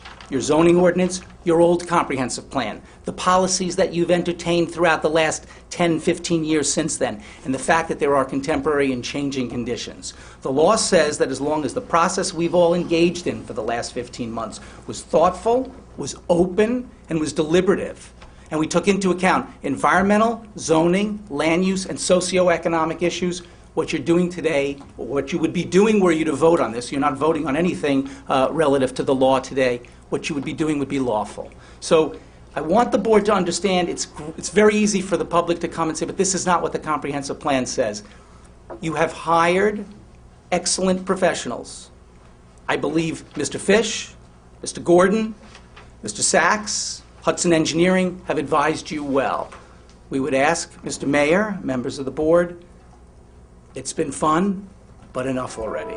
We would ask that you close the public hearing. If you wish to keep the written comment period open for 2 days or whatever it is, that's obviously within your prerogative. For the benefit of the record, and Mr. Gordon will corroborate this, unlike certain provisions of New York State law or SECRA that mandate that you hold a written comment period open, you don't have to do that. I think it's laudable. I think it was laudable that you reconvene the public hearing tonight to again hear from the residents. We would ask that you close the public hearing. And one of the last speakers said, actually, before I make my last comment, Mr. Layden said something about the curb cut, and I think you all know this, but I want, before the record closes, to say this again. The curb cut onto Route 117 Bedford Road. Your negative declaration that you adopted is expressly conditioned upon the fact that my client has to achieve that curb cut. If not, we come back, we got to figure something else out. That is an express condition of your environmental findings, and I think the community is well aware that Benchmark responded to that, addressed that, and eliminated the driveway going through the church. So, in conclusion, I would ask that you close the public hearing, and if there's going to be a resolution before the board on the 31st, we would have no objection to the public seeing it, and we would have no objection to obviously seeing it as well before it comes before the board next week. If you've got additional questions for me, for Mr. Cook, for our engineering team, we're here tonight to answer those. We think you've got that information in the record. We've worked very hard to make sure that every question your board has raised and the public has raised on economics, engineering, planning, architecture, traffic, have all been addressed. I'm confident this board has a defensible and an excellent record. I'd ask you to close the public hearing and proceed. Thank you. Thank you. Are there any other speakers?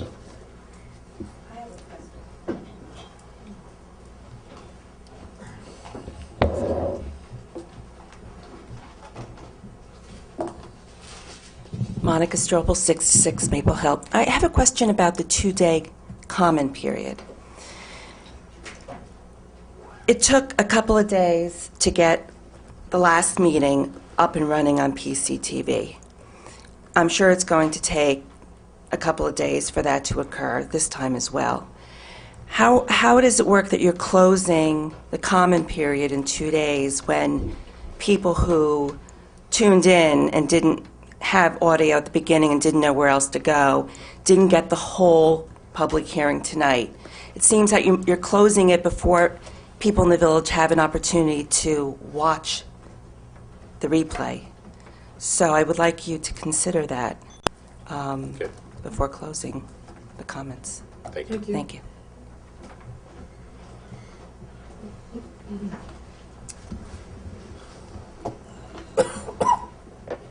Andrew Layden, 41st Summit. With all due appreciation to the Benchmark's lawyers, as I said previously, just to reiterate, we don't have the resolution in front of us, and I think to close the public hearing without having a chance to review what the actual resolution would be is not fair. Right. I mean, the public hearing is on these two specific items. It's not on the resolution. Well, the resolution is the map change. The public hearing is on the map change. The resolution could include other terms, specific that would condition the approval, and as that progresses.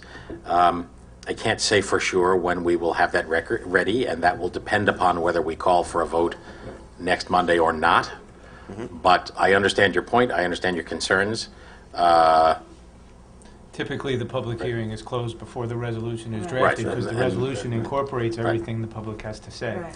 I mean, at some point, it falls to us to decide. And I think we're pretty darn close to that point. I still think being able to review at least what the proposed resolution would be to see if things are missing. As we have seen, things easily go missing from resolutions, hence the reason we're here again tonight. I think even a proposed resolution listing the things that are anticipated to be placed in there, something that we can review and have a chance to comment and say, did you remember to put in X? Did you consider placing Y in? That would be very useful for us to have. Well, it would be our typical practice when we have a resolution, especially a resolution on a matter that has generated this much public interest, to place the resolution on the table and then permit public comment on it. That would not be in the context of a public hearing, and that's not a requirement, but that's our typical practice. So if you arrived at the point, and as you well know, there's also plenty of opportunity to speak to any of us individually on matters of those kinds of concerns as well. So, But it's right. designed that it's written after the public comment, so the public comment can be included in the resolution. That's how it's designed. That's part of the process. Well, then I So that appreciate- your comment is included. Then I would appreciate at least there being enough time for us to review the resolution, given we're talking a week between here and the next proposed vote. If you don't close public comments the 26th, when is the resolution, would it be expected to be written such that public would have time to review it, so that if we wanted to make comment on it before the vote on the 31st, that we would have time to review and formulate statements to make to the board about that? I think that you're compressing it very highly. I think we sort of know. I mean, those of us who've been sitting on this board for 16 some months, I mean, you know, we have formed, I mean, we've all been going back and forth. Right. And meetings like this we've had countless times, as you know. And, you know, frankly, I would save a lot of friendships if I didn't vote. But I have to vote, and I'm looking forward to voting on this. And I think all of my colleagues are too. And I would hazard to say, I know you'd like to delay. I've been, you know, an advocate for a lot of things over the many years that I've done these sorts of things. But I think, you know, there comes a time when we just have to sort of say, this is what we're going to do. And we all want to make that, you know, sort of push that off if we don't think it's going to go our way or whatever. You don't know how it's going to go. But at some point, we got to get there. We just have to get there. Out of respect to the neighbors, out of respect to everybody who's been, out of respect to ourselves. We've been through a lot in this process. I completely understand. I know it's been a very long process. So we can dig down into the minutia of resolutions, but our practice in the past is to sort of rely on our legal team and our administrators. Is that infallible? Not always, but you know, that's how we do it. That's democracy. Mayor, if I could just add, in most of the villages, towns we represent as planners, it would be very unusual to write a resolution before you close the public hearing. It would be presumptuous. You Right. close the public hearing first so that everything is in the record. Because if they don't close the public hearing, you can't really write a resolution. Because then something else comes up and the resolution becomes changeable. You get into an endless circle. The thing they need to do first is close the hearing. After they've closed the hearing, you get all the comments for the board. Then a resolution can be developed. Now, there's a different question. Once the resolution is developed, how much time, where it's put, that's another question. But you should not write a resolution until the public hearing is closed. Thanks, Frank. Okay. Thank you. Okay, thank you for clarifying that. As, not aware, but then given that, I do still think that a sufficient amount of time must be given. We would appreciate a sufficient amount of time for us to review the resolution, and not even if not a public hearing, have a chance to make comment on it, to feel that our interests are being protected, and particularly with something's new as a floating zone, where there are going to be issues of how it reverts back to a triple R zone under what situations, when the map change no longer becomes valid. These are all things that we are very interested in. If Benchmark closes the facility, how long does it retain that elder care district before it reverts back to triple R? Is there, how much time does somebody have to come in? That would not happen. So once the facility has been, if a zoning change is approved, the map change is approved, and it's built, it doesn't revert back. Even if the facility closes and becomes unoccupied? It would then become a community discussion and a discussion with the then owner about what to do next. But that would be the legally permissible use of that site. So if a developer after that point came in and said, I want to tear down a facility and put single-family homes back in, they'd have to petition for a map change to return it back to triple R? Yeah. Yes. Then I think that doesn't jive, it doesn't seem to understand with my definition of what the floating zone was, being a zone that floated on top and by returned floating, back. it means it could float to potentially more than one site in the village. Once it lands, that's the zoning for that parcel. Okay, so it is a permanent map change. It is not Yes. a map change dependent upon the Right. use of the site. You know, in a future generation, if a use that was permitted becomes defunct and a property owner wishes to do something else, they would have to go through this whole process again of seeking to change the zoning, you know, potentially back to residential or to something else, and it would trigger the whole process. And it would become a discretionary action again on the part of the village board, just as another proposed floating zone would, so. However, do that with Paul.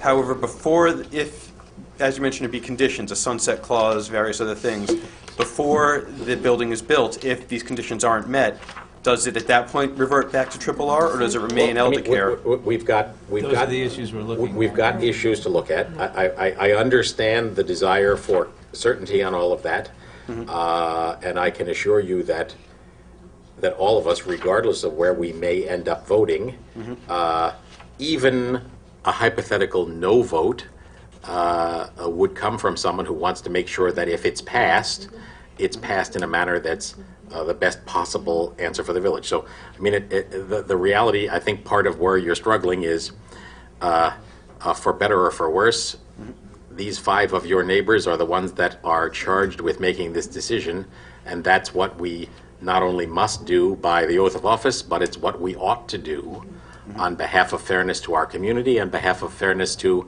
a developer who has come forward and spent a great deal of effort. So we're, I speak for myself, but I think I can speak for the rest of my board, that we are approaching the point of making the decision. And many hours have been spent, as they should have been, hearing what everyone had to say. But I think we are starting to be at the point where nothing new is coming up. Okay. Well, as you said, you're still researching implications. Well, what we're researching are some matters that have been sources of concern and that we wish to make sure the village is protected about. Okay. So some of those are negotiations that are ongoing that could or might not be achieved in a manner that satisfies us. So, Okay. Thank you. All right. Thank you very much. anybody else? We're done? No more speakers? Okay. That is true, yes. If there are any call-ins, Please don't call. 769. I'm the only one to say that. 769-1677. Like a guy's gonna be out of here. Right here. Yeah. Yeah, right. All right. Is there a motion to close the public hearing? And may I suggest that motion would be to close the public hearing, and in respect for the fact that the audio was out, to maintain the written record open until noon on Thursday, the 27th? So, Is there a second? Second. All in favor? Aye. There you have it. Yep. Okay, so we've closed the public hearing on this subject. The written record remains open until noon on Thursday, the 27th. If someone would like to add comments in a written form by email or by letter, we need to receive it by Thursday, the 27th at noon. I thank you all. Have some other business, don't get too excited, folks. Where are you going, John? Good night, I'll be everybody. right. Then if you're going, I'll go. All right, brief break while we reconvene, and then we'll come back to the balance of our agenda. Welcome back. We had a brief break after the closing of the public hearing, and we are now back to the more mundane resolutions. Number 48, Colleen. Resolved that pre-check register dated March 24, 2014, covering pre-check numbers 77485 through 77574, and electronic check number 1382 has been reviewed, and they are hereby approved as listed below, coming from the general fund, the water fund, the refuse fund, the pool fund, and the trust and agency fund, totaling $397,997.84. Is there a second? Second. Comments or questions? All in favor, aye. Motion approved. 49, Mindy. Resolved that the Board of Trustees hereby approves the request from the Pleasantville Garden Club to use the gazebo at Memorial Plaza to hold their annual plant sale on Saturday, May 10th, 2014, from 6 a.m. to 1 p.m. Further authorizes the Public Works Department to block off 10 parking spaces on either side of the gazebo. And if you're not there by 9, they're sold out. Is there a second? Second. All in favor? Aye. Thank you, Garden Club. That's May 10. 1 week later, FYI, May 17 is Pleasantville Day. 50. Resolved that the Board of Trustees hereby authorizes the village administrator to sign the retainer agreement with O'Connor Davies for municipal audits for the fiscal year 2015-16 as per term set forth in the letter agreement dated February 28, 2014. Is there a second? Second. Patty? We've had a long-standing relationship with O'Connor Davies, Munns and Dubbins, formerly representatives from Bennett Kielsen, Storch and Kramer. This goes back many years. They are, without a doubt, a very good partner for us and very capable. And we are required by lots of different regulations to have an annual independent audit. So we are recommending that we continue our relationship with O'Connor Davies for the next fiscal year. Yeah, they're good. All in favor? Aye. Aye. Motion approved. Brian? See, Brian, you get this one for one I of know, your how did last that happen? biggies. I was hoping it was the ASPCA. Right. The result of the Board of Trustees hereby approves the following budget amendments to reverse February 10th, 14th closure of Capitol Lake Street Pump House Storm Mitigation Project to Water Fund. The hell is that? We're taking $97,589.76 from capital transfer out to water and putting it into Lake Street Pump House 2010 storm mitigation. I think this is all fiction. Yeah. This is just It's all smoke and mirrors, Right. Brian. This It's is all- one of those TV shows. To increase capital, transfer in from water and expense for the Lake Street Pump House Storm Mitigation Project and close project with $0 balance. We're increasing, can't sorry. write this. Amount to increase $8,680.44. From the interfund transfer to Lake Street Pump House 2010 storm mitigation, and finally to transfer fund for various over budget accounts, various amounts from garage equipment, contingency, shade trees, water central, printing, maintenance, taxes on village property, swim team part-time, $59,345 from those over to garage vehicle maintenance, snow overtime, snow, salt and sand, banner signs, lights, water miscellaneous debt charges, water miscellaneous debt charges, pool water expenses. Thank you. Right, that's it. Is there a second? Second. That is the speech of a trustee ending, is it 16 years? Something like that. Yeah, Seems so like during- tonight it seems like 25 years. Comments or questions on these accounting adjustments? No. The one comment, obviously, is that it includes transfer for contingency to snow overtime and snow, salt, and sand. Thank you, Mother Nature. All in favor? Don't think her yet. Tomorrow's another event. Resolved that Go ahead. the Board of Trustees hereby accepts the donation from Scott and Caitlin Blaisdell toward the cost of a bicycle shelter in the amount of $300. Is there a second? Second. Thank you, Scott and Caitlin Blaisdell. Those of you who may have watched previously were at work on a largely donor-funded design and construction of a bicycle shelter that would be down at the train station. Scott has been a key mover on that, and we thank him not only for that, but also for this contribution. All in favor? Aye. This is where you wonder, Brian, what happens if we don't approve a resolution of a donation? Do we have to give it back? Well, thankfully, accepted it. All right. Let me remind everyone what was mentioned at the outset, and that is that our next scheduled meeting, which is an unusual schedule for us, is a week from today, Monday, March 31. We will begin at 7 p.m. The reason being that will be the occasion for the presentation of the draft budget and the budget hearing. and we will continue from there into our regular agenda.